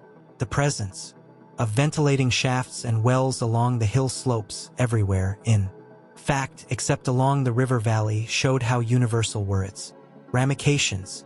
What so natural, then, as to assume that it was in this artificial underworld that such work as was necessary to the comfort of the daylight race was done. The notion was so plausible that I at once accepted it and went on to assume the how of this splitting of the human species. I dare say you will anticipate the shape of my theory, though for myself I very soon felt that it fell far short of the truth. At RST, proceeding from the problems of our own age, it seemed clear as daylight to me that the gradual widening of the present, merely temporary and social difference between the capitalist and the laborer, BG, was the key to the whole position. No doubt it will seem grotesque enough to you and wildly incredible, and yet, even now there are existing circumstances to point that way. There is a tendency to utilize underground space for the less ornamental purposes of civilization. There is the Metropolitan Railway in London, for instance. There are new electric railways, there are subways, there are underground workrooms and restaurants, and they increase and multiply. Evidently, I thought this tendency had increased till industry had gradually lost its birthright in the sky, mean that it had gone deeper and deeper into larger and ever larger underground factories, spending a still increasing amount of its time therein, till, in the end, even now, does not an East End worker be live in such artificial conditions as practically to be cut off from the natural surface of the earth? Again, the exclusive tendency of richer people, due no doubt to the increasing raiment of their education and the widening gulf between them and the rude violence of the poor, is already leading to the closing in their interest of considerable portions of the surface of the land. About London, for instance, perhaps half the prettier country is shut in against intrusion, and this same widening gulf, which is due to the length and expense of the higher educational process and the increased facilities for and temptations towards renegade habits on the part of the rich, will make that exchange between class and class, that promotion by intermarriage, which at present retards the splitting of our species along lines of social stratification, less and less frequent. So, in the end, above ground you must have the haves, pursuing pleasure and comfort, and beauty, and below ground the have-nots, the workers getting continually adapted to the conditions of their labor. Once they were there, they would no doubt have to pay rent, and not a little of it, for the ventilation of their caverns, and if they refused, they would starve or be suicated for arrears. BJ such of them as were so constituted as to be miserable and rebellious would die, and in the end, the balance being permanent, the survivors would become as well adapted to the conditions of underground life, and as happy in their way as the upper world people were to theirs. As it seemed to me, the renegade beauty and the etiolated pallor followed naturally enough. The great triumph of humanity I had dreamed of took a direct shape in my mind. It had been no such triumph of moral education and general cooperation as I had imagined. Instead, I saw a real aristocracy, armed with a perfected science and working to a logical conclusion the industrial system of today. Its triumph had not been simply a triumph over nature, but a triumph over nature and the fellow man. This, I must warn you, was my theory at the time. I had no convenient cicerone in the pattern of the utopian books. My explanation may be absolutely wrong. I still think it is the most plausible one. But even on this supposition, the balanced civilization that was at last attained must have long since passed its zenith and was now far fallen into decay. The too perfect security of the upper worlders had led them to a slow movement of degeneration, to a general dwindling in size, strength, and intelligence, that I could see clearly enough already. What had happened to the undergrounders I did not yet suspect. But from what I had seen of the Morlocks 10, that, by the by, was the name by which these creatures were called, I could imagine that the modification of the human type was even far more profound than among the Eloi, the beautiful race that I already knew. Then came troublesome doubts. Why had the Morlocks taken my time machine? For I felt sure it was they who had taken it. Why, too, if the Eloi were masters, could they not restore the machine to me? And why were they so terribly afraid of the dark? I proceeded, as I have said, to question Weena about this underworld, but here, again I was disappointed. At RST she would not understand my questions, and presently she refused to answer them. She shivered as though the topic was unendurable, and when I pressed her, perhaps a little harshly, she burst into tears.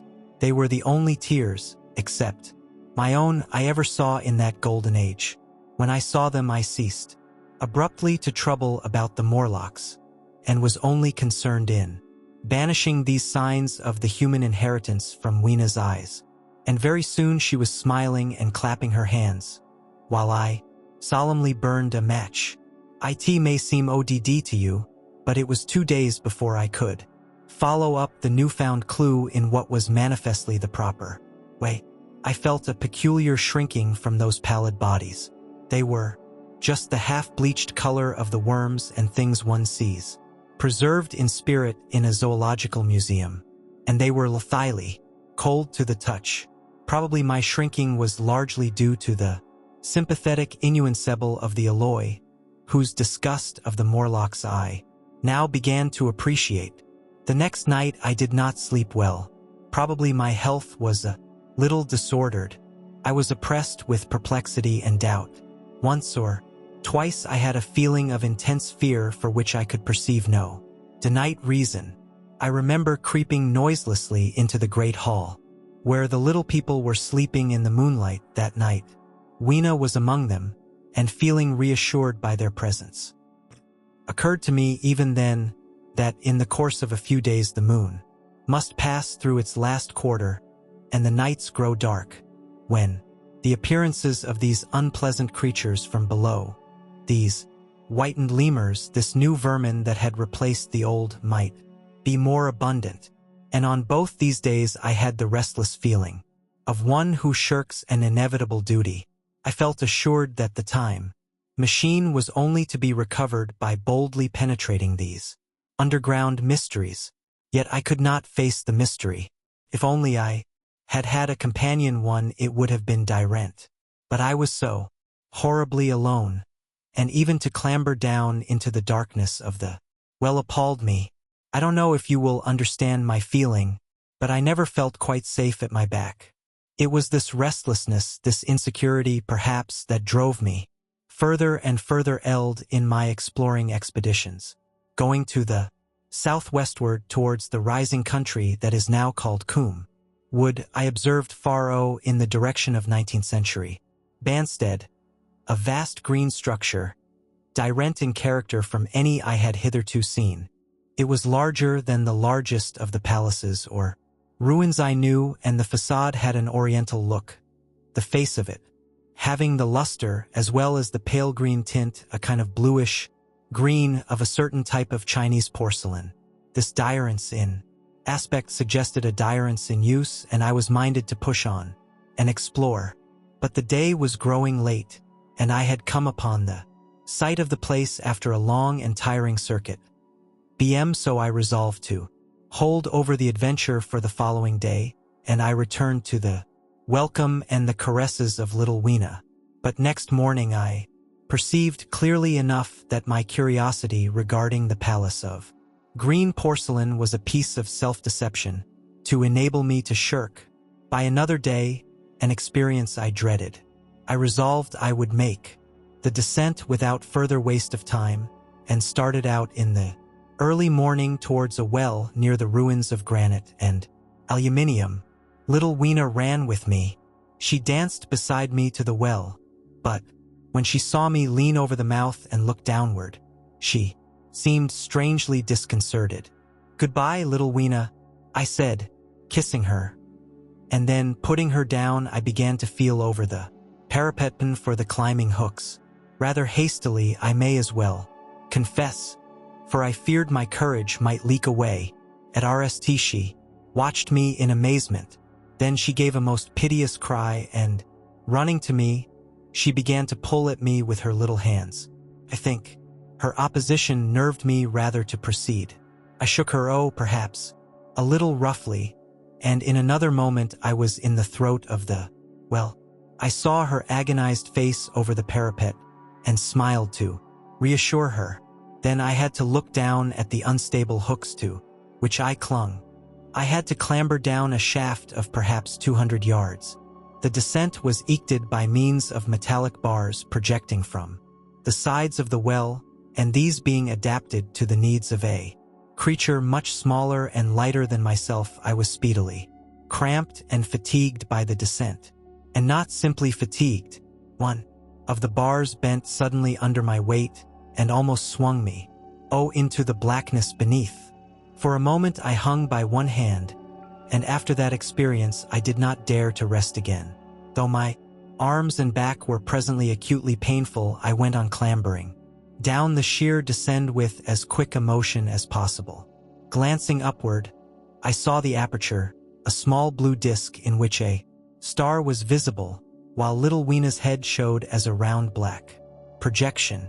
The thudding sound of a machine below grew louder and more oppressive. Everything save that little disk above was profoundly dark, and when I looked up again, Weena had disappeared. I was in an agony of discomfort. I had some thought of trying to go up the shaft again and leave the underworld alone. But even while I turned this over in my mind, I continued to descend. At last, with intense relief, I saw dimly coming up, a foot to the right of me, a slender loophole in the wall. Swinging myself in, I found it was the aperture of a narrow horizontal tunnel in which I could lie down and rest. It was not too soon. My arms ached, my back was cramped, and I was trembling with the prolonged terror of a fall. Besides this, the unbroken darkness had had a distressing effect upon my eyes. The air was full of the throb and hum of machinery, pumping air down the shaft. I do not know how long I lay. I was roused by a soft hand touching my face. Starting up in the darkness, I snatched at my matches and hastily striking one, I saw 3 stooping white creatures similar to the one I had seen above ground in the ruin, hastily retreating before the light, living as they did in what appeared to me impenetrable darkness. Their eyes were abnormally large and sensitive, just as are the pupils of the abysmal Shi's bow, and they reacted the light in the same way. I have no doubt they could see me in that rayless obscurity, and they did not seem to have any fear of me apart from the light. But so soon as I struck a match in order to see them, they ed incontinently, vanishing into dark gutters and tunnels, from which their eyes glared at me in the strangest fashion. I tried to call to them, but the language they had too was apparently different from that of the overworld people, so that I was needs left to my own unaided eorts, and the thought of it before exploration was even then in my mind. But I said to myself, "You are in for it now," and, feeling my way along the tunnel, I found the noise of machinery grow louder. Presently the walls fell away from me, and I came to a large open space, and striking another match, saw that I had entered a vast arched cavern, which stretched into utter darkness beyond the range of my light. The view I had of it was as much as one could see in the burning of a match. Necessarily my memory is vague. Great shapes like big machines rose out of the dimness and cast grotesque black shadows, in which dim spectral Morlocks sheltered from the glare. The place by was very stewy and oppressive, and the faint halitusp of freshly shed blood was in the air. Some way down the central vista was a little table of white metal, laid with what seemed a meal. The Morlocks at any rate were carnivorous. Even at the time I remember wondering what large animal could have survived to furnish the red joint I saw. It was all very indistinct. The heavy smell, the big unmeaning shapes, the obscene gurs lurking in the shadows, and only waiting for the darkness to come at me again. Then the match burned down and stung my fingers and fell, wriggling red spot in the blackness. I have thought since how particularly ill-equipped I was for such an experience. When I had started with the time machine, I had started with the absurd assumption that the men of the future would certainly be innately ahead of ourselves in all their appliances. I had come without arms, without medicine, without anything to smoke. At times I missed tobacco frightfully, even without enough matches. If only I had thought of a Kodak, could have ashed that glimpse of the underworld in a second and examined it at leisure. But as it was, I stood there with only the weapons and the powers that nature had endowed me with: hands, feet, and teeth. These, and for safety matches that still remained to me.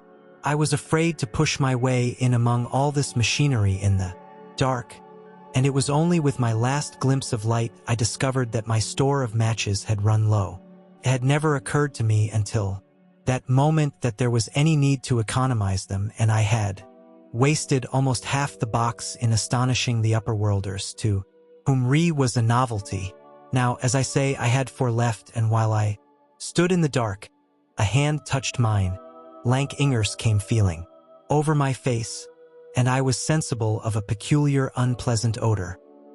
Fancied I heard the breathing of a crowd of those dreadful little beings about me.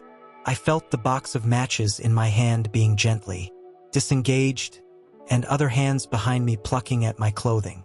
The sense of these unseen creatures examining me was indescribably unpleasant.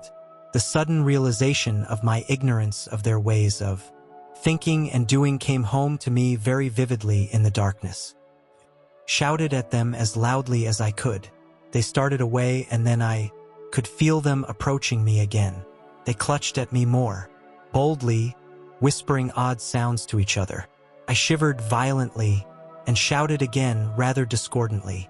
This time they were not so seriously alarmed, and they made a queer laughing noise as they came back at me. I will confess I was horribly frightened, determined to stroke another match and escape under the protection of its glare. I did so, and eking out the ichor with a scrap of paper, From my pocket, I made good my retreat to the narrow tunnel. But I had scarce entered this when my light was blown out, and in the blackness I could hear the Morlocks rustling like wind among leaves, and pattering like the rain as they hurried after me.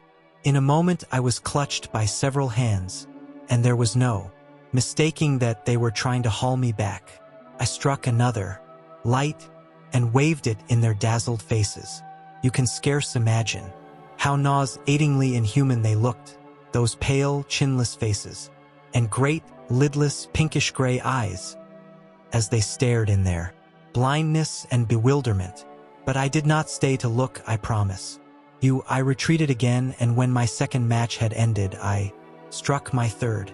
It had almost burned through when I reached the opening into the shaft. I lay down on the edge, for the throb of the great pump below made me giddy. Then I felt sideways for the projecting hooks, and as I did so, my feet were grasped from behind, and I was violently tugged backward. I lit my last match, and it incontinently went out, but I had my hand on the climbing bars now, and kicking violently, I disengaged myself from the clutches of the Morlocks and was speedily clambering up the shaft, while they stayed peering and blinking up at me, all but one little wretch who followed me for some way and well-nigh secured my boot as a trophy. That climb seemed interminable to me. With the last 20 or 30 feet of it, a deadly nausea came upon me. I had the greatest difficulty in keeping my hold. The last few yards was a frightful struggle against this faintness. Several times my head swam, and I felt all the sensations of falling. At last, however, I got over the well mouth somehow and staggered out of the ruin into the blinding sunlight. I fell upon my face. Even the soil smelt sweet and clean. Then I remember Weena kissing my hands and ears, and the voices of others among the alloy. Then, for a time, I was insensible.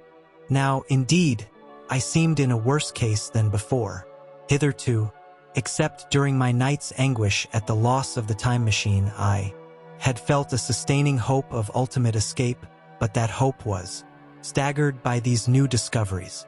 Hitherto I had merely thought myself impeded by the childish simplicity of the little people, and by some unknown forces which I had only to understand to overcome. But there was an altogether new element in the sickening quality of the Morlocks, a something inhuman and malign. Instinctively I loathed them. Before, I had felt as a man might feel who had fallen into a pit. My concern was with the pit and how to get out of it. Now I felt like a beast in a trap, whose enemy would come upon him soon. The enemy I dreaded may surprise you. It was the darkness of the new moon. Weena had put this into my head by some at RST. Incomprehensible remarks about the dark nights. It was not now such a very difficult problem to guess what the coming dark nights might mean. The moon was on the wane. Each night there was a longer interval of darkness, and I now understood to some slight degree at least the reason of the fear of the little upper-world people. For the dark, I wondered vaguely what foul villainy it might be that the Morlocks did under the new moon. I felt pretty sure now that my second hypothesis was all wrong. The upper-world people might once have been the favored aristocracy, and the Morlocks their mechanical servants. BS, but that had long since passed away. The two species that had resulted from the evolution of man were sliding down towards, or had already arrived at, an altogether new relationship. The alloy, like the Carlovingian kings, BT had decayed to a mere beautiful futility. They still possessed the earth on Surance. BU, since the Morlocks, subterranean for innumerable generations, had come at last to ND the daylit surface intolerable. And the Morlocks made their garments, I inferred, and maintained them in their habitual needs, perhaps through the survival of an old habit of service.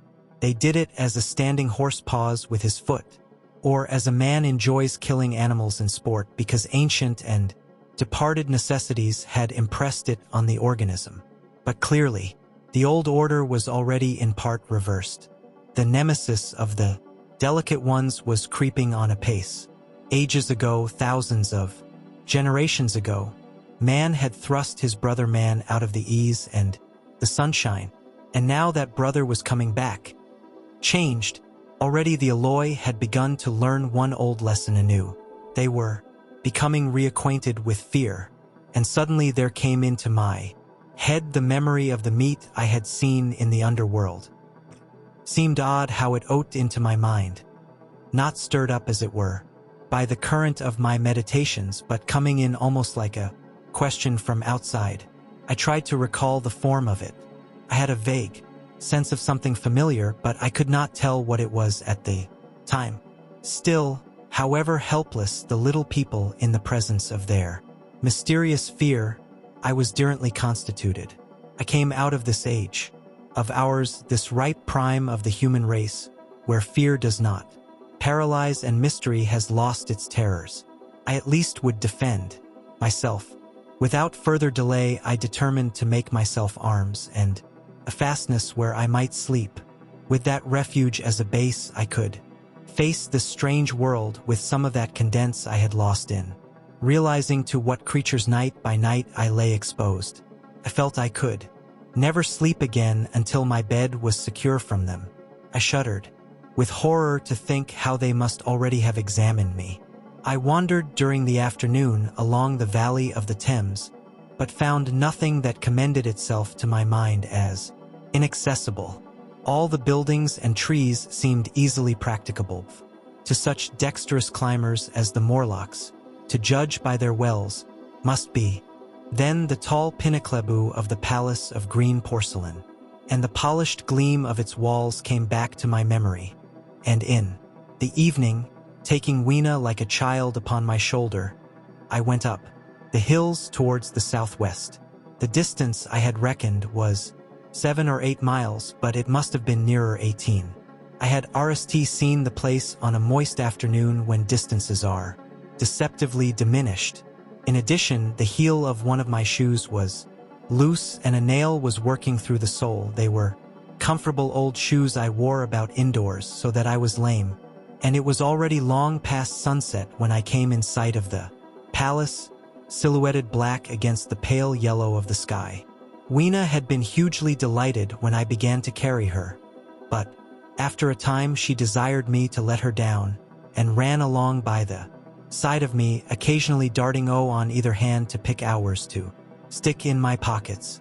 My pockets had always puzzled Weena, but at the last she had concluded that they were an eccentric kind of vase for oral decoration.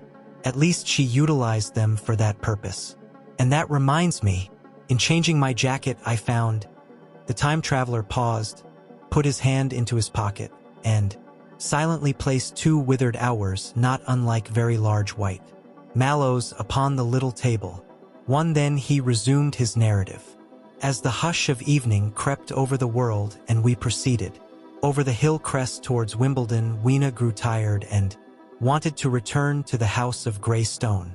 But I pointed out the distant pinnacles of the palace of green porcelain to her, and contrived to make her understand that we were seeking a refuge there from her fear. You know that great pause that comes upon things before the dusk? Even the breeze stops in the trees. To me, there is always an air of expectation about that evening stillness. The sky was clear, remote, and empty save for a few horizontal bars. Far down in the sunset, well, that night the expectation took the color of my fears. In that darkling's calm my senses seemed preternaturally sharpened.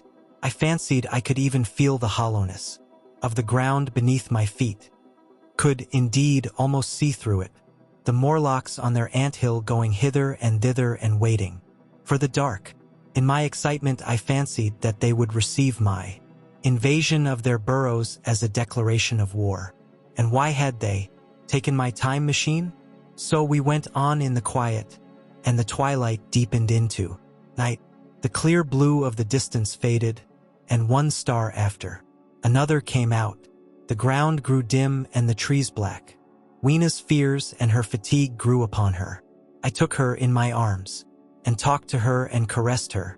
Then, as the darkness grew Deeper, she put her arms round my neck and, closing her eyes, tightly pressed her face against my shoulder. So we went down a long slope into a valley, and there in the dimness I almost walked into a little river.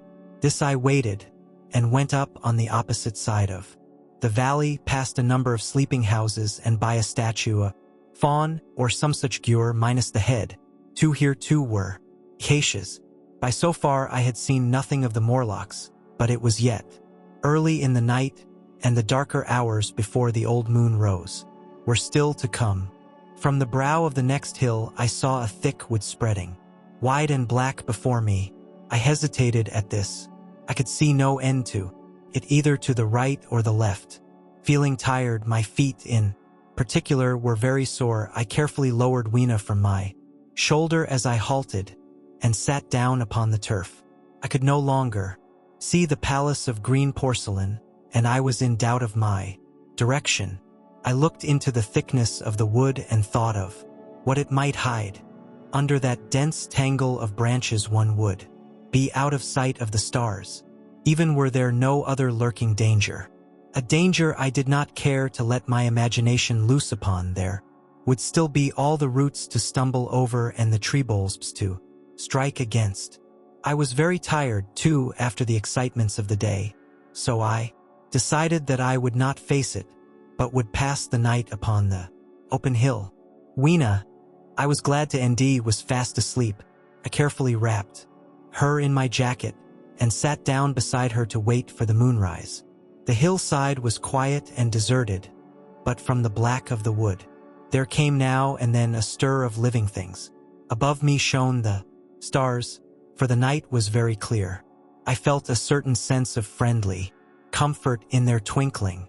All the old constellations had gone from the sky, however. That slow movement which is imperceptible in 100 human lifetimes had long since rearranged them in unfamiliar groupings. But the Milky Way, it seemed to me, was still the same tattered streamer of stardust as of yore. Southward, as I judged it, was a very bright red star that was new to me. It was even more splendid than our own green Sirius. And amid all these scintillating points of light, one bright planet shone kindly and steadily like the face of an old friend. Looking at these stars suddenly dwarfed my own troubles and all the gravities of terrestrial life. I thought of their unfathomable distance and the slow, inevitable drift of their movements out of the unknown past into the unknown future. I thought of the great precessional cycle that the pole of the Earth describes. Only 40 times had that silent revolution occurred during all the years that I had traversed. And during these few revolutions all the activity, all the traditions, the complex organizations, the nations, languages, literatures, aspirations, even the mere memory of man as I knew him, had been swept out of existence. Instead were these frail creatures who had forgotten their high ancestry and the white things of which I went in terror. Then I thought of the great fear that was between the two species, and for the RST time, with a sudden shiver, came the clear knowledge of what the meat I had seen might be. Yet it was too horrible. I looked at little Weena, sleeping beside me, her face white and star-like under the stars, and forthwith dismissed the thought. Through that long night I held my mind the Morlocks as well as I could, and whiled away the time by trying to fancy I could ND signs of the old constellations in the new confusion. The sky kept very clear except for a hazy cloud or so. No doubt I dozed at times. Then, as my vigil wore on, came a faintness in the eastward sky, like the reaction of some colorless ray, and the old moon rose thin and peaked and white, and close behind and overtaking it and overowing it the dawn came, pale at RST, and then growing pink and warm. No Morlocks had approached us. Indeed, I had seen none upon the hill that night, and in the condense of renewed day it almost seemed to me that my fear had been unreasonable. I stood up and found my foot with the loose heel swollen at the ankle and painful under the heel, so I sat down again, took on my shoes, and hung them away. I awakened Weena, and we went down into the wood now. Green and pleasant instead of black and forbidding. We found some fruit wherewith to break our fast. We soon met others of the dainty ones, laughing and dancing in the sunlight as though there was no such thing in nature as the night. And then I thought once more of the meat that I had seen. I felt assured now of what it was, and from the bottom of my heart I pitied this last feeble rill from the great wood of humanity. 3 Clearly, at some time in the long ago of human decay, the Morlocks' food had run short. Possibly they had lived on rats and such like vermin. Even now man is far less discriminating and exclusive in his food than he was, far less than any monkey. His prejudice against human flesh is no deep-seated instinct. And so these inhuman sons of men, I tried to look at the thing in a scientific spirit. After all, they were less human and more remote than our cannibal ancestors of 3,000 or 4,000 years ago, and the intelligence that would have made this state of things a torment had gone. Why should I trouble myself? These alloy were mere fatted cattle, which the ant-like Morlocks preserved and preyed upon, probably saw to the breeding of, and there was Weena dancing at my side. Then I tried to preserve myself from the horror that was coming upon me by regarding it as a rigorous punishment of human selfishness. Man had been content to live in ease and delight upon the labors of his fellow man, had taken necessity as his watchword, an excuse, and in the fullness of time necessity had come home to him. I even tried a Carlyle-like scorn of this wretched aristocracy in decay, for but this attitude of mind was impossible. However great their intellectual degradation, the alloy had kept too much of the human form not to claim my sympathy, and to make me perforce a sharer in their degradation and their fear. I had at that time very vague ideas as to the course I should pursue. My RST was to secure some safe place of refuge and to make myself such arms of metal or stone as I could contrive. That necessity was immediate. In the next place, I hoped to procure some means of so that I should have the weapon of a torch at hand, for nothing I knew would be more efficient against these Morlocks. Then I wanted to arrange some contrivance to break open the doors of bronze under the White Sphinx. I had in mind a battering ram. Had a persuasion that if I could enter those doors and carry a blaze of light before me, I should discover the time machine and escape. Could not imagine the Morlocks were strong enough to move it far away. Weena I had resolved to bring with me to our own time, and turning such schemes over in my mind, I pursued our way towards the building which my fancy had chosen as our dwelling. I found the palace of green porcelain. When we approached it, about noon, deserted and falling into ruin.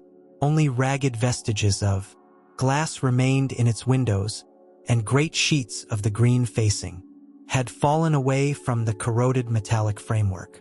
It lay very high upon a turfy down, and looking northeastward. Before I entered it, I was surprised to see a large estuary, or even creek, where I judged Wandsworth and Battersea one must once have been.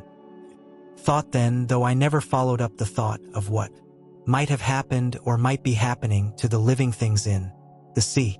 The material of the palace proved on examination to be indeed porcelain, and along the face of it I saw an inscription in some unknown character. I thought rather foolishly that Weena might help me to interpret this, but I only learned that the barracked idea of writing had never entered her head.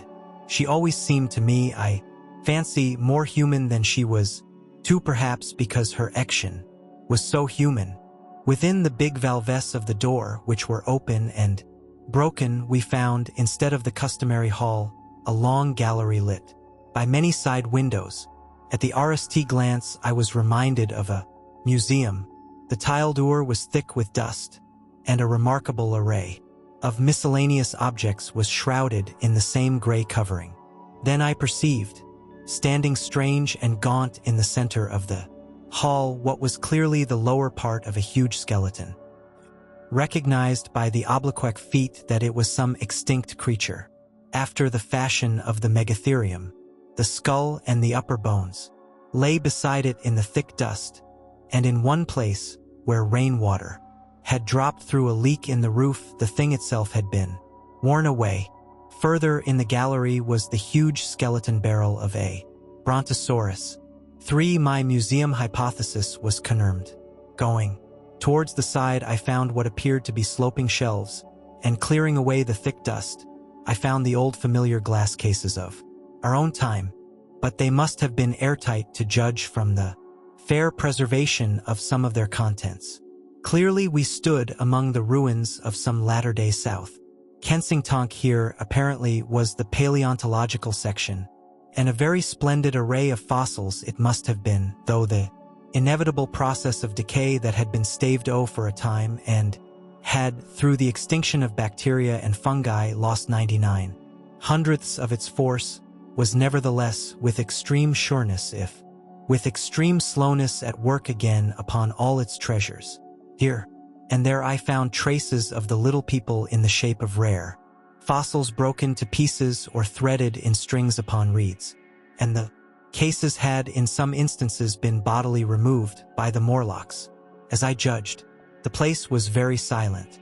The thick dust deadened our footsteps. Weena, who had been rolling a sea urchin down the sloping glass of a case, presently came, as I stared about me, and very quietly took my hand and stood beside me. And at RST I was so much surprised by this ancient monument of an intellectual age, that I gave no thought to the possibilities it presented. Even my preoccupation about the time machine receded a little from my mind. To judge from the size of the place, this palace of green porcelain had a great deal more in it than a gallery of paleontology, possibly historical galleries. It might be even a library. To me, at least in my present circumstances, these would be vastly more interesting than this spectacle of old-time geology in decay. Exploring, I found another short gallery running transversely to the RST. This appeared to be devoted to minerals, and the sight of a block of sulfur set my mind running on gunpowder. But I could indeed no saltpeter. Indeed, no nitrates of any kind. Doubtless they had deliquesced ages ago. Yet the sulfur hung in my mind and set up a train of thinking. As for the rest of the contents of that gallery, though on the whole they were the best preserved of all I saw, I had little interest. I am no specialist in mineralogy, and I went on down a very ruinous aisle running parallel to the RST hall I had entered. Apparently this section had been devoted to natural history, but everything had long since passed out of recognition.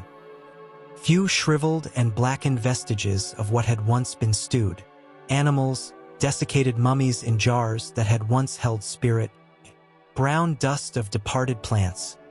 That was all. I was sorry for that, because I should have been glad to trace the patent readjustments by which the conquest of animated nature had been attained. Then we came to a gallery of simply colossal proportions, but singularly ill-lit, the of it running downward at a slight angle from the end at which I entered. At intervals white globes hung from the ceiling, many of them cracked and smashed, which suggested that originally the place had been artificially lit. Here I was more in my element, for rising on either side of me were the huge bulks of big machines, all greatly corroded and many broken down, but some still fairly complete. I have a certain weakness for mechanism, and I was inclined to linger among these, the more so, as for the most part they had the interest of puzzles, and I could make only the vaguest guesses at what they were for. I fancied that if I could solve their puzzles, I should end myself in possession of powers that might be of use against the Morlocks. Suddenly Weena came very close to my side, so suddenly that she startled me. Had it not been for her, I do not think I should have noticed that the of the gallery sloped at all. The end I had come in at was quite above ground, and was lit by rare slit-like windows. As you went down the length, the ground came up against these windows, until at last there was a pit like the Ariaceum of a London house before each, and only a narrow line of daylight at the top. I went slowly along, puzzling about the machines, and had been too intent upon them to notice the gradual diminution of the light, until Weena's increasing apprehensions drew my attention. Then I saw that the gallery ran down at last into a thick darkness. Hesitated, and then, as I looked round me, I saw that the dust was less abundant and its surface less even. Further away towards the dimness, it appeared to be broken by a number of small narrow footprints. My sense of the immediate presence of the Morlocks revived at that. I felt that I was wasting my time in this academic examination of machinery.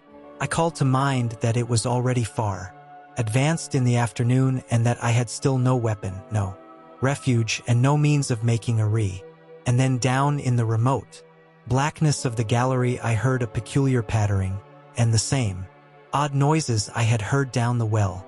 I took Weena's hand, then, struck with a sudden idea, I left her, and turned to a machine from which projected a lever not unlike those in a signal box. CN clambering upon the stand, and grasping this lever in my hands, I put all my weight upon it sideways. Suddenly Weena, deserted in the central aisle, began to whimper.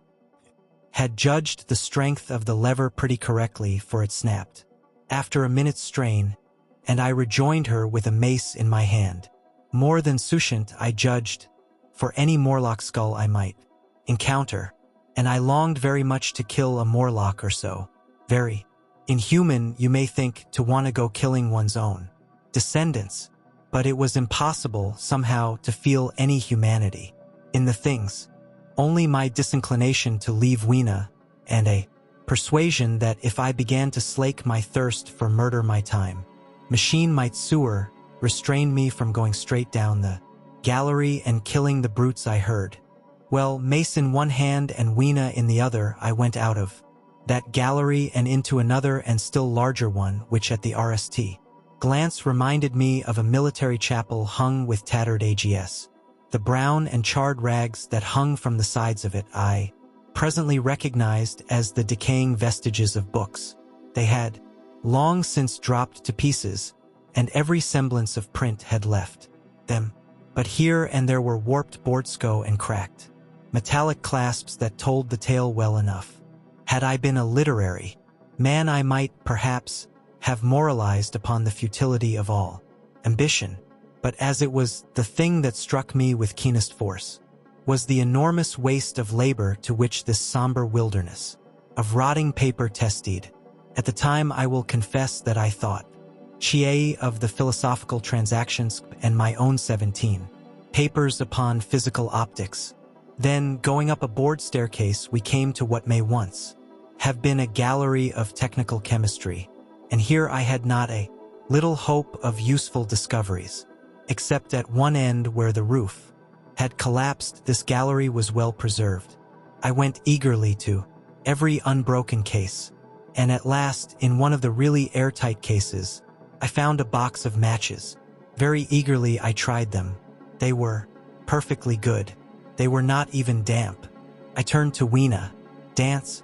I cried to her in her own tongue, for now I had a weapon, indeed, against the horrible creatures we feared. And so, in that derelict museum, upon the thick soft carpeting of dust, to Weena's huge delight, I solemnly performed a kind of composite dance, whistling the Land of the Lealk as cheerfully as I could.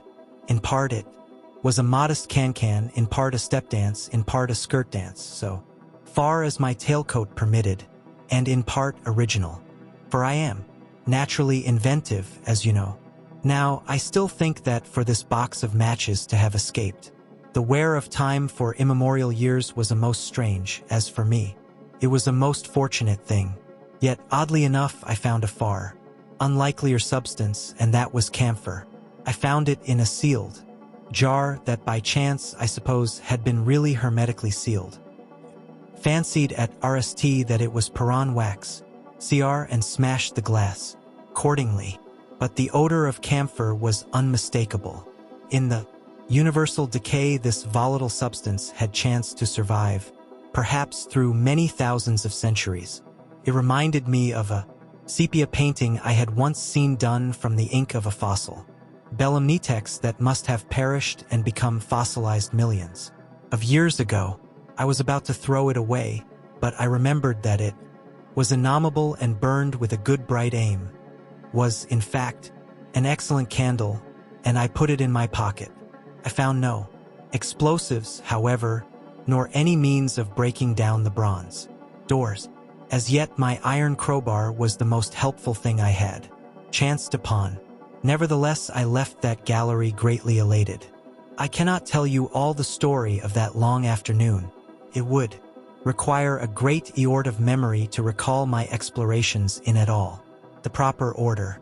I remember a long gallery of rusting stands of arms and how I hesitated between my crowbar and a hatchet or a sword. I could not carry both, however, and my bar of iron promised best against the bronze gates. There were numbers of guns, pistols, and ryes. The most were masses of rust, but many were of some new metal and still fairly sound. But any cartridges or powder there may once have been had rotted into dust. One corner I saw was charred and shattered, perhaps I thought by an explosion, among the specimens. In another place was a vast array of idols, Polynesian, Mexican, Grecian, Phoenician, every country on earth I should think. And here, yielding to an irresistible impulse, I wrote my name upon the nose of a steatite monster from South America. That particularly took my fancy. CT. As the evening drew on, my interest waned. I went through gallery after gallery, dusty, silent, often ruinous, the exhibits, sometimes mere heaps of rust and lignite, sometimes fresher. In one place I suddenly found myself near the model of a tin mine, and then by the merest accident I discovered, in an airtight case, 2 dynamite cartridges. I shouted "Eureka!" and smashed the case with joy. Then came a doubt. I hesitated. Then, selecting a little side gallery, I made my essay. I never felt such a disappointment as I did in waiting 15 minutes for an explosion that never came. Of course, the things were dummies, as I might have guessed from their presence. I really believe that, had they not been so, I should have rushed incontinently and blown Sphinx bronze doors, and, as it proved, my chances of ending the time machine altogether into non-existence. It was after that, I think, that we came to a little open court within the palace. It was turfed and had 3 fruit trees, so we rested and refreshed ourselves. Towards sunset, I began to consider our position. Night was creeping upon us, and my inaccessible hiding place had still to be found. But that troubled me very little. Now, I had in my possession a thing that was perhaps the best of all defenses against the Morlocks. I had matches. I had the camphor in my pocket, too, if a blaze were needed. It seemed to me that the best thing we could do would be to pass the night in the open, protected by a re. In the morning there was the getting of the time machine. Towards that, as yet, I had only my iron mace. CV. But now, with my growing knowledge, I felt very differently towards those bronze doors. Up to this, I had refrained from forcing them, largely because of the mystery on the other side. They had never impressed me as being very strong, and I hoped to end my bar of iron not altogether inadequate for the work. We emerged from the palace while the sun was still in part above the horizon. I was determined to reach the White Sphinx early the next morning, and ere the dusk I purposed pushing through the woods that had stopped me on the previous journey. My plan was to go as far as possible that night, and then, building a to sleep in the protection of its glare. Accordingly, as we went along, I gathered any sticks or dried grass I saw, and presently had my arms full of such litter. Thus loaded, our progress was slower than I had anticipated, and besides Weena was tired, and I began to sewer from sleepiness too, so that it was full night before we reached the wood. Upon the shrubby hill of its edge Weena would have stopped, fearing the darkness before us, but a singular sense of impending calamity that should indeed have served me as a warning drove me onward. I had been without sleep for a night and 2 days, and I was feverish and irritable. I felt sleep coming upon me, and the Morlocks with it. While we hesitated, among the black bushes behind us, and dim against their blackness, I saw 3 crouching gurs. There was scrub and long grass all about us, and I did not feel safe from their insidious approach. The forest, I calculated, was rather less than a mile across. If we could get through it to the bare hillside, there, as it seemed to me, was an altogether safer resting place. I thought that, with my matches and my camphor, I could contrive to keep my path illuminated through the woods. Yet it was evident that if I was to Arishku matches with my hands, I should have to abandon my rewood. So, rather reluctantly, I put it down. And then it came into my head that I would amaze our friends behind by lighting it. I was to discover the atrocious folly of this proceeding, but it came to my mind as an ingenious move for covering our retreat. I don't know if you have ever thought what a rare thing aim must be in the absence of man and in a temperate climate. The sun's heat is rarely strong enough to burn, even when it is focused by dewdrops, as is sometimes the case in more tropical districts. Lightning may blast and blacken, but it rarely gives rise to widespread decaying vegetation may occasionally smolder with the heat of its fermentation, but this rarely results in aim. In this decadence, too, the art of remaking had been forgotten on the earth. The red tongues that went licking up my heap of wood were an altogether new and strange thing to Weena. She wanted to run to it and play with it. I believe she would have cast herself into it had I not restrained her. But I caught her up, and, in spite of her struggles, plunged boldly before me into the wood. For a little way the glare of my lit the path.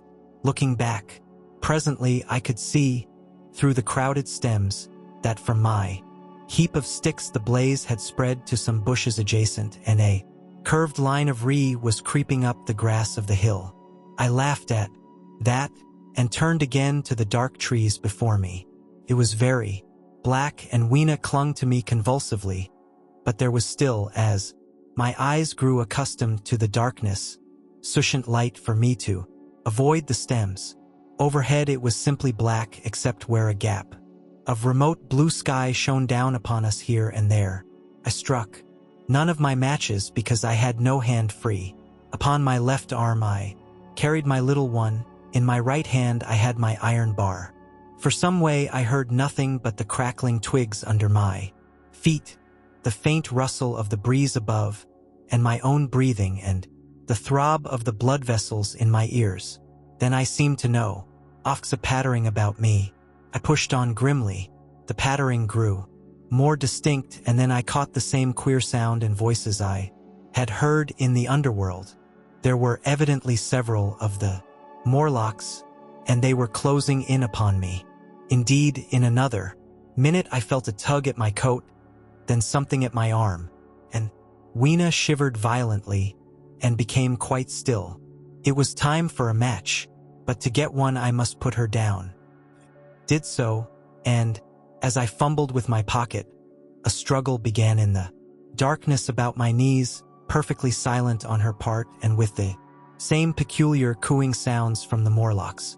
Soft little hands, too, were creeping over my coat and back, touching even my neck. Then the match scratched and zed. I held it airing and saw the white backs of the Morlocks in aight amid the trees. I hastily took a lump of camphor from my pocket and prepared to light it as soon as the match should wane. Then I looked at Weena. She was lying, clutching my feet and quite motionless, with her face to the ground. With a sudden fright I stooped to her. She seemed scarcely to breathe. I lit the block of camphor and hung it to the ground, and as it split and arred up and drove back the Morlocks and the shadows, I knelt down and lifted her. The wood behind seemed full of the stir and murmur of a great company. She seemed to have fainted. I put her carefully upon my shoulder and rose to push on, and then there came a horrible realization. In maneuvering with my matches and Weena, I had turned myself about several times, and now I had not the faintest idea in what direction lay my path. For all I knew, I might be facing back towards the palace of green porcelain. I found myself in a cold sweat. I had to think rapidly what to do. I determined to build and encamp where we were. I put Weena, still motionless, down upon a turfy bowl, and very hastily, as my RST lump of camphor waned, I began collecting sticks and leaves. Here and there out of the darkness round me, the Morlock's eyes shone like carbuncles. The camphor ickered and went out. I lit a match, and as I did so, two white forms that had been approaching Weena dashed hastily away. One was so blinded by the light that he came straight for me, and I felt his bones grind under the blow of my ST. He gave a whoop of dismay, staggered a little way, and fell down. I lit another piece of camphor and went on gathering my bonra. Presently I noticed how dry was some of the foliage above me. For, since my arrival on the time machine, a matter of a week, no rain had fallen. So, instead of casting about among the trees for fallen twigs, I began leaping up and dragging down branches. Very soon I had a choking smoky wreath of green wood and dry sticks and could economize my camphor. Then I turned to where Weena lay beside my iron mace. I tried what I could to revive her, but she lay like one dead. I could not even satisfy myself whether or not she breathed. Now the smoke of the beat over towards me, and it must have made me havocs of a sudden. Moreover, the vapor of camphor was in the air. My would not need replenishing for an hour or so. I felt very weary after my exertion, and sat down. The wood, too, was full of a slumbrous murmur that I did not understand. I seemed just to nod and open my eyes, but all was dark, and the Morlocks had their hands upon me, flinging there. Clinging ingers, I hastily felt in my pocket for the matchbox, and it had gone. Then they gripped and closed with me again. In a moment I knew what had happened. I had slept, and my had gone out, and the bitterness of death came over my soul. The forest seemed full of the smell of burning wood. I was caught by the neck, by the hair, by the arms, and pulled down. It was indescribably horrible in the darkness to feel all these soft creatures heaped upon me. I felt as if I was in a monstrous spider's web. I was overpowered and went down. I felt little teeth nipping at my neck. Rolled over, and as I did so my hand came against my iron lever. Gave me strength. I struggled up, shaking the human rats from me, and holding the bar short, I thrust where I judged their faces might be. I could feel the succulent giving of esh and bone under my blows, and for a moment I was free. The strange exultation that so often seems to accompany hard guiding came upon me. I knew that both I and Weena were lost, but I determined to make the Morlocks pay for their meat. I stood with my back to a tree, swinging the iron bar before me. The whole wood was full of the stir and cries of them. A minute passed. Their voices seemed to rise to a higher pitch of excitement, and their movements grew faster, yet none came within reach. I stood glaring at the blackness. Then suddenly came hope. What if the Morlocks were afraid? And close on the heels of that came a strange thing. The darkness seemed to grow luminous. Very dimly I began to see the Morlocks about me, 3 battered at my feet, and then I recognized, with incredulous surprise, that the others were running, in an incessant stream as it seemed, from behind me and away, through the wood in front, and their backs seemed no longer white, but reddish. As I stood agape, I saw a little red spark go drifting across a gap of starlight between the branches and vanish, and at that I understood the smell of burning wood, the slumbrous murmur that was growing now into a gusty roar, the red glow, and the Morlock's eye. Stepping out from behind my tree and looking back, I saw, through the black pillars of the nearer trees, the aims of the burning forest. It was my RST coming after me. With that I looked for Weena, but she was gone. The hissing and crackling. Behind me, the explosive thud as each fresh tree burst into aim left little time for reaction. My iron bar still gripped, I followed in the Morlock's path. It was a close race. Once the aims crept forward so swiftly on my right as I ran that I was outtanked and had to strike off to the left. But at last I emerged upon a small open space, and as I did so, a Morlock came blundering towards me and past me and went on straight into the Ree. And now I was to see the most weird and horrible thing, I think, of all that I beheld in that future age. This whole space was as bright as day with the reaction of the Ree. In the center was a hillock or tumulus. Da surmonte by a sorche d'autorno. Beyond this was another arm of the burning forest, with yellow tongues already writhing from it, completely encircling the space with a fence of Ree.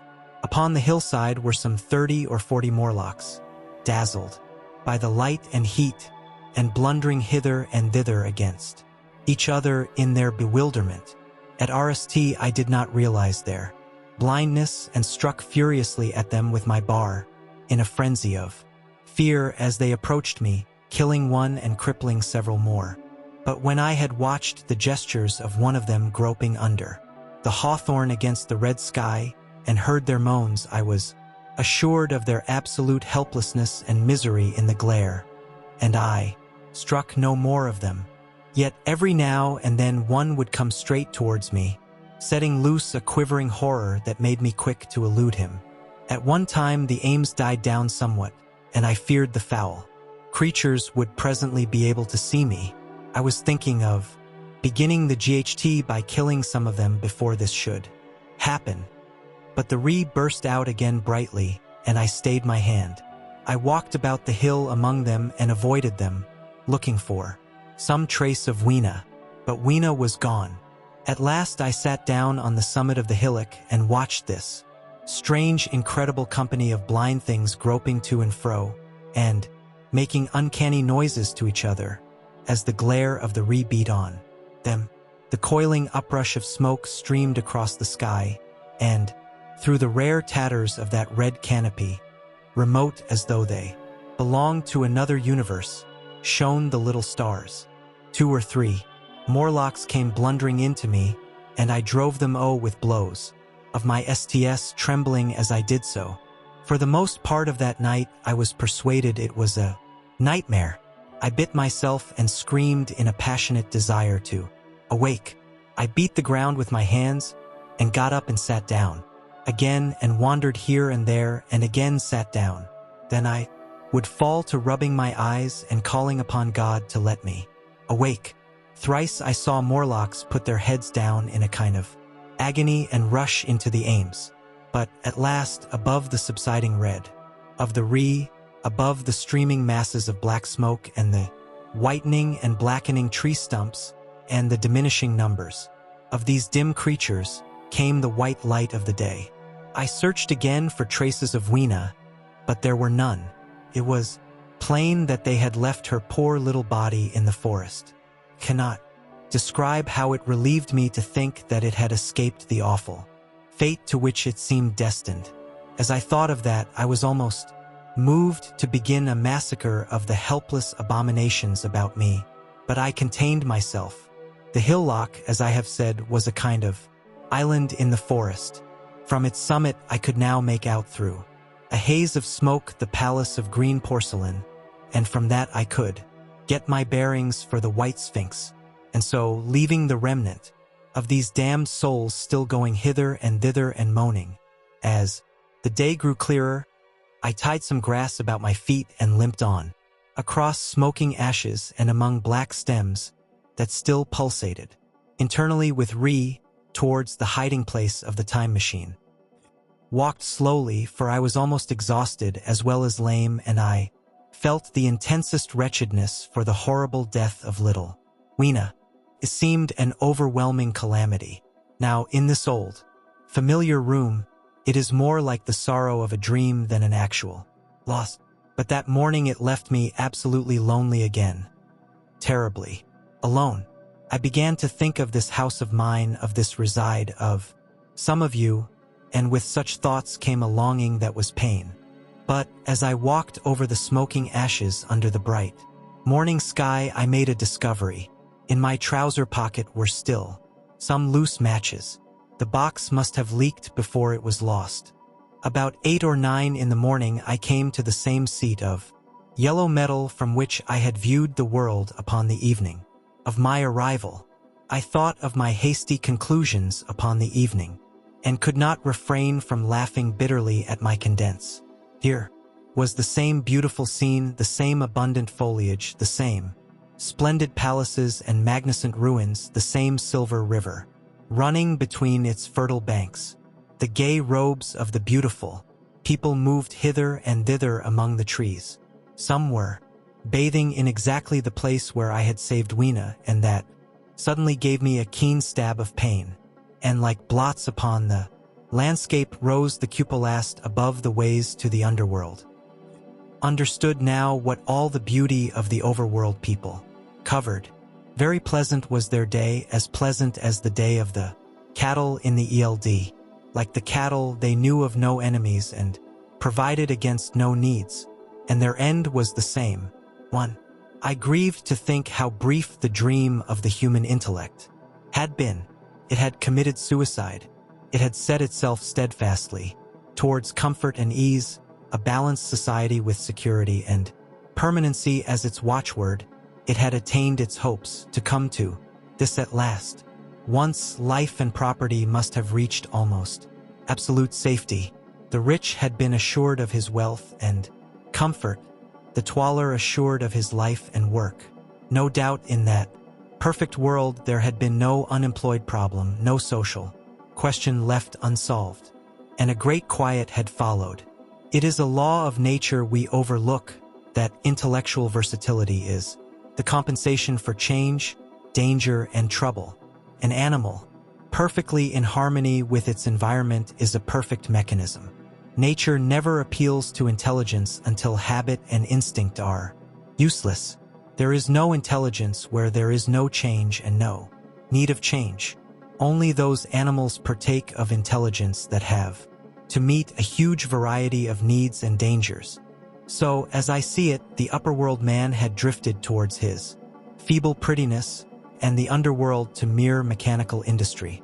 But that perfect state had lacked one thing even for mechanical perfection, absolute permanency. Apparently, as time went on, the feeding of the underworld, however it was eked, had become disjointed. Mother Necessity, who had been staved for a few thousand years, came back again, and she began below. The underworld, being in contact with machinery which, however perfect, still needs some little thought outside habit, had probably retained, perforce, rather more initiative, if less of every other human character than the upper, and when other meat failed them, they turned to what old habit had hitherto forbidden. So I say I saw it in my last view of the world of 802,701. It may be as wrong an explanation as mortal wit could invent. It is how the thing shaped itself to me, and as that I give it to you, after the fatigues, excitements, and terrors of the past days, and, in spite of my grief, this seat and the tranquil view and the warm sunlight were very pleasant. I was very tired and sleepy, and soon my theorizing passed into dozing. Catching myself at that, I took my own hint, and spreading myself out upon the turf, I had a long and refreshing sleep. I awoke a little before sunsetting. I now felt safe against being caught napping by the Morlocks, and stretching myself, I came on down the hill towards the White Sphinx. I had my crowbar in one hand, and the other hand played with the matches in my pocket. And now came a most unexpected thing. As I approached the pedestal of the Sphinx, I found the bronze valves were open. They had slid down into grooves. At that, I stopped short before them, hesitating to enter. Within was a small apartment, and on a raised place in the corner of this was the time machine. I had the small levers in my pocket. So here, after all my elaborate preparations for the siege of the White Sphinx, was a meek surrender. I threw my iron bar away, almost sorry not to use it. A sudden thought came into my head as I stooped towards the portal. For once, at least, I grasped the mental operations of the Morlocks. Suppressing a strong inclination to laugh, I stepped through the bronze frame and up to the time machine. I was surprised to ND it had been carefully oiled and cleaned. I have suspected since that the Morlocks had even partially taken it to pieces while trying in their dim way to grasp its purpose. Now as I stood and examined it, finding a pleasure in the mere touch of the contrivance, the thing I had expected happened. The bronze panels suddenly slid up and struck the frame with a clang. Was in the dark, trapped, so the Morlocks thought. At that I chuckled gleefully. I could already hear their murmuring laughter as they came towards me. Very calmly I tried to strike the match. I had only to X on the levers and depart then like a ghost. But I had overlooked one little thing. The matches were of that abominable kind that light only on the box. You may imagine how all my calm vanished. The little brutes were close upon me. One touched me. I made a sweeping blow in the dark at them with the levers and began to scramble into the saddle of the machine. Then came one hand upon me and then another. Then I had simply to GHT against their persistent ingers for my levers and at the same time feel for the studs over which these tid. One, indeed, they almost got away from me. As it slipped from my hand, I had to butt in the dark with my head. I could hear the Morlock's skull ring to recover it. It was a nearer thing than the GHT in the forest, I think, this last scramble. But at last the lever was XED and pulled over. The clinging hands slipped from me. The darkness presently fell from my eyes. Found myself in the same gray light and tumult I have already described. I have already told you of the sickness and confusion that comes with time traveling, and this time I was not seated properly in the saddle but sideways and in an unstable fashion. For an infinite time I clung to the machine as it swayed and vibrated, quite unheeding how I went, and when I brought myself to look at the dials again, I was amazed to ND where I had arrived. One dial, records days, and another thousands of days, another millions of days, and another thousands of millions. Now, instead of reversing the levers, I had pulled them over so as to go forward with them, and when I came to look at these indicators, I found that the thousands hand was sweeping round as fast as the seconds hand of a watch into futurity. As I drove on, a peculiar change crept over the appearance of things. The palpitating grayness grew darker. Then, though I was still traveling with prodigious velocity, the blinking succession of day and night, which was usually indicative of a slower pace, returned and grew more and more marked. This puzzled me very much at RST. The alternations of night and day grew slower, and so did the passage of the sun across the sky until they seemed to stretch through centuries. At last a steady twilight brooded over the earth, a twilight only broken now and then when a comet glared across the darkling sky. The band of light that had indicated the sun had long since disappeared, for the sun had ceased to set. It simply rose and fell in the west and grew ever broader and more red. All trace of the moon had vanished. The circling of the stars, growing slower and slower, had given place to creeping points of light. At last, some time before I stopped, the sun, red and very large, halted motionless upon the horizon, a vast dome glowing with a dull heat, and now and then suing a momentary extinction. At one time it had for a little while glowed more brilliantly again, but it speedily reverted to its sullen red heat. Perceived by this slowing down of its rising and setting that the work of the tidal drag was done. One the earth had come to rest with, one face to the sun, even as in our own time the moon faces the earth. Very cautiously, for I remembered my former headlong fall, I began to reverse my motion. Slower and slower went the circling hands until the thousands one seemed motionless and the daily one was no longer a mere mist upon its scale, still slower until the dim outlines of a desolate beach grew visible. I stopped very gently and sat upon the time machine, looking round. The sky was no longer blue. Northeastward it was inky, black, and out of the blackness shone brightly and steadily the pale white stars. Overhead it was a deep Indian red and starless, and southeastward it grew brighter to a glowing scarlet where, cut by the horizon, lay the huge hull of the sun, red and motionless. The rocks about me were of a harsh reddish color, and all the trace of life that I could see at RST was the intensely green vegetation that covered every projecting point on their southeastern face. It was the same rich green that one sees on forest moss or on the lichen in caves, plants which like these grow in a perpetual twilight. The machine was standing on a sloping beach. The sea stretched away to the southwest to rise into a sharp, bright horizon against the wan sky. There were no breakers and no waves, for not a breath of wind was stirring.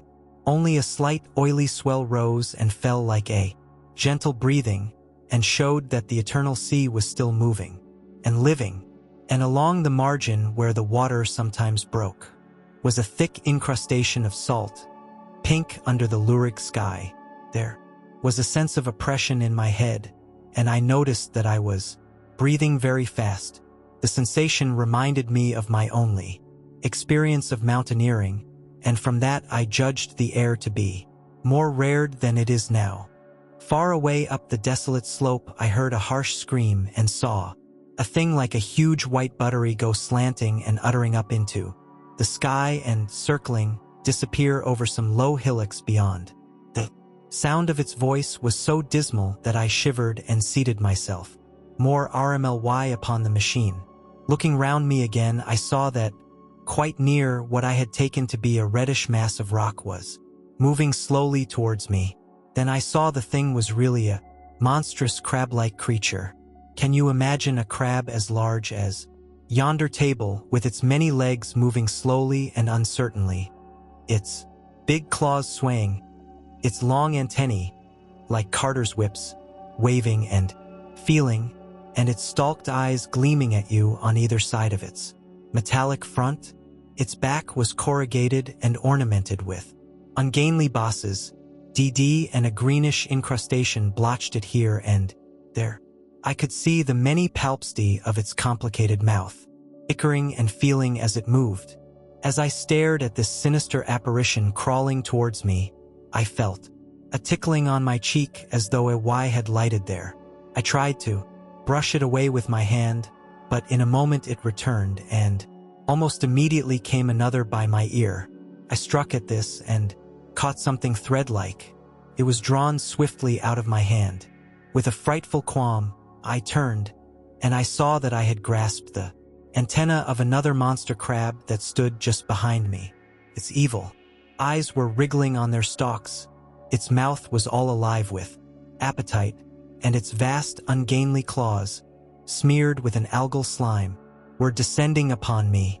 In a moment my hand was on the lever, and I had placed a month between myself and these monsters. But I was still on the same beach, and I saw them distinctly now. As soon as I stopped, dozens of them seemed to be crawling here and there, in the somber light, among the foliated sheets of intense green. I cannot convey the sense of abominable desolation that hung over the world, the red eastern sky, the northward blackness, the salt Dead Sea, the stony beach crawling with these foul, slow, stirring monsters, the uniform poisonous-looking green of the lichenous plants, the thin air that hurts one's lungs, all contributed to an appalling eat. I moved on 100 years, and there was the same red sun, a little larger, a little duller, the same dying sea, the same chill air, and the same crowd of earthy crustacea creeping in and out among the green weed and the red rocks. And in the westward sky, I saw a curved pale line like a vast new moon. So I traveled, stopping ever and again, in great strides of 1,000 years or more, drawn on by the mystery of the earth's fate. watching with a strange fascination the sun grow larger and duller in the westward sky, and the life of the old earth ebb away. At last, more than 30 million years hence, the huge red-hot dome of the sun had come to obscure nearly a tenth part of the darkling heavens. Then I stopped once more, for the crawling multitude of crabs had disappeared, and the red beach, save for its livid green liverworts and lichens, seemed lifeless, and now it was ecked with white. Bitter cold assailed me. Rare white aches ever and again came, eddying down. To the northeastward, the glare of snow lay under the starlight of the sable sky, and I could see an undulating crest of hillocks pinkish white. There were fringes of ice along the sea margin, with drifting masses further out. But the main expanse of that salt ocean, all bloody under the eternal sunset, was still, unfrozen. I looked about me to see if any traces of animal life remained.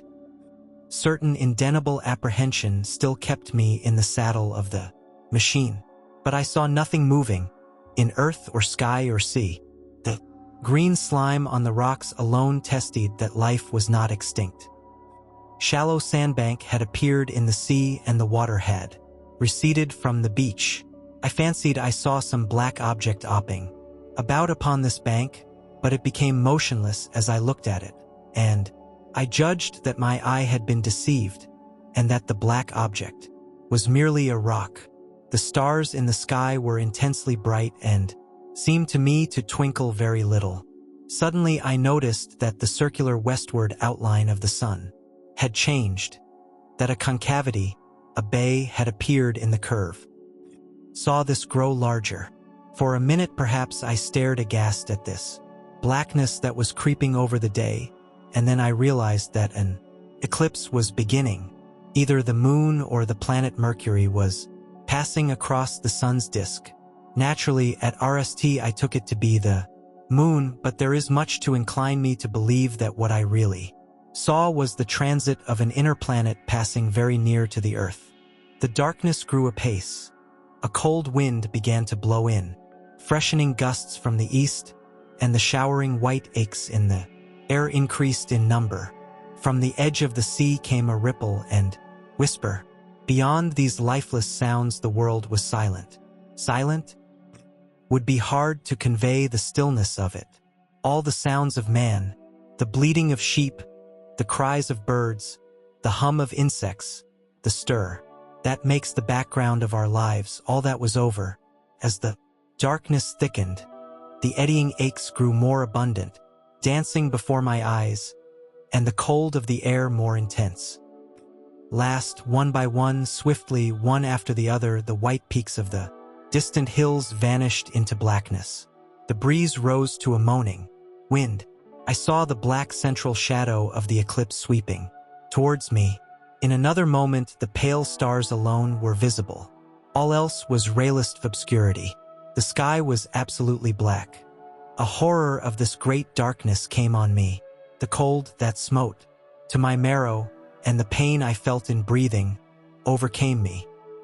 Shivered, and a deadly nausea seized me.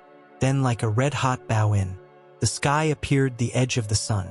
I got the machine to recover myself. I felt giddy and incapable of facing the return journey. As I stood sick and confused, I saw again the moving thing.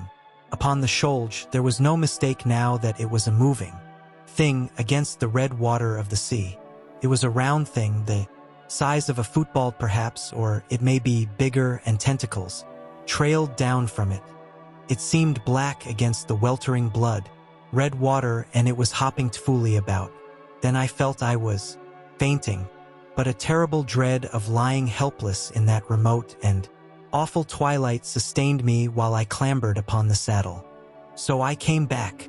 For a long time I must have been insensible upon the machine. The blinking succession of the days and nights was resumed. The sun got golden again, the sky blue.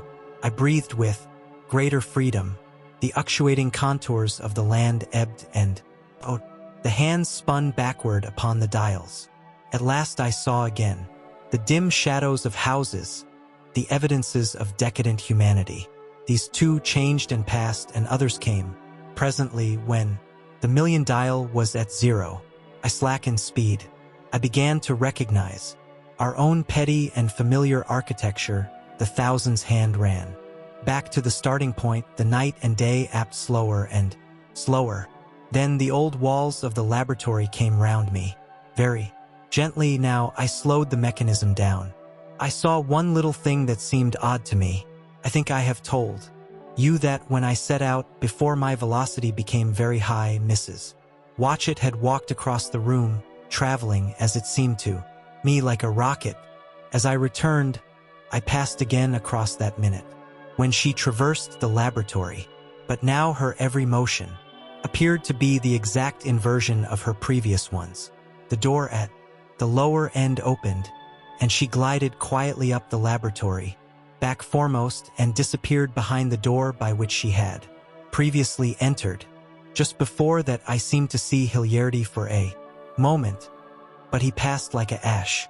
Then I stopped the machine and saw about me again the old, familiar laboratory, my tools, my appliances, just as I had left them. Got the thing very shakily, and sat down upon my bench. For several minutes I trembled violently. Then I became calmer. Around me was my old workshop again, exactly as it had been. I might have slept there, and the whole thing have been a dream. And yet, not exactly. The thing had started from the southeast corner of the laboratory. It had come to rest again in the northwest, against the wall where you saw it. That gives you the exact distance from my little lawn to the pedestal of the White Sphinx, into which the Morlocks had carried my machine. For a time my brain went stagnant. Presently I got up and came through the passage here, limping because my heel was still painful and feeling sorely begrimed. I saw the Pall Mall Gazettage on the table by the door. I found the date was indeed today, and, looking at the timepiece, saw the hour was almost 8 o'clock. Heard your voices and the clatter of plates. I hesitated. I felt so sick and weak. Then I sneed good wholesome meat and opened the door on you. You know the rest. I washed and dined, and now I am telling you the story. I know, he said after a pause, that all this will be absolutely incredible to you. To me, the one incredible thing is that I am here, tonight, in this old familiar room, looking into your friendly faces, and telling you these strange adventures. He looked at the medical man. No, I cannot expect you to believe it. Take it as a lie or a prophecy. Say I dreamed it in the workshop. Consider I have been speculating upon the destinies of our race until I have hatched this tie-in. Treat my assertion of its truth as a mere stroke of art to enhance its interest, and taking it as a story, what do you think of it? He took up his pipe and began, in his old accustomed manner, to tap with it nervously upon the bars of the grate. There was a momentary stillness. Then chairs began to creak and shoes to scrape upon the carpet. I took my eyes off the time traveler's face and looked round at his audience. They were in the dark, and little spots of color swam before them. The medical man seemed absorbed in the contemplation of our host. The editor was looking hard at the end of his cigar. The sixth, the journalist, fumbled for his watch. The others, as far as I remember, were motionless. The editor stood up with a sigh. What a pity it is you're not a writer of stories, he said, putting his hand on the time traveler's shoulder. You don't believe it? Well, I thought not.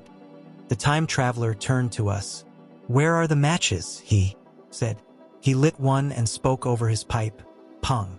To tell you the truth, I hardly believe it myself.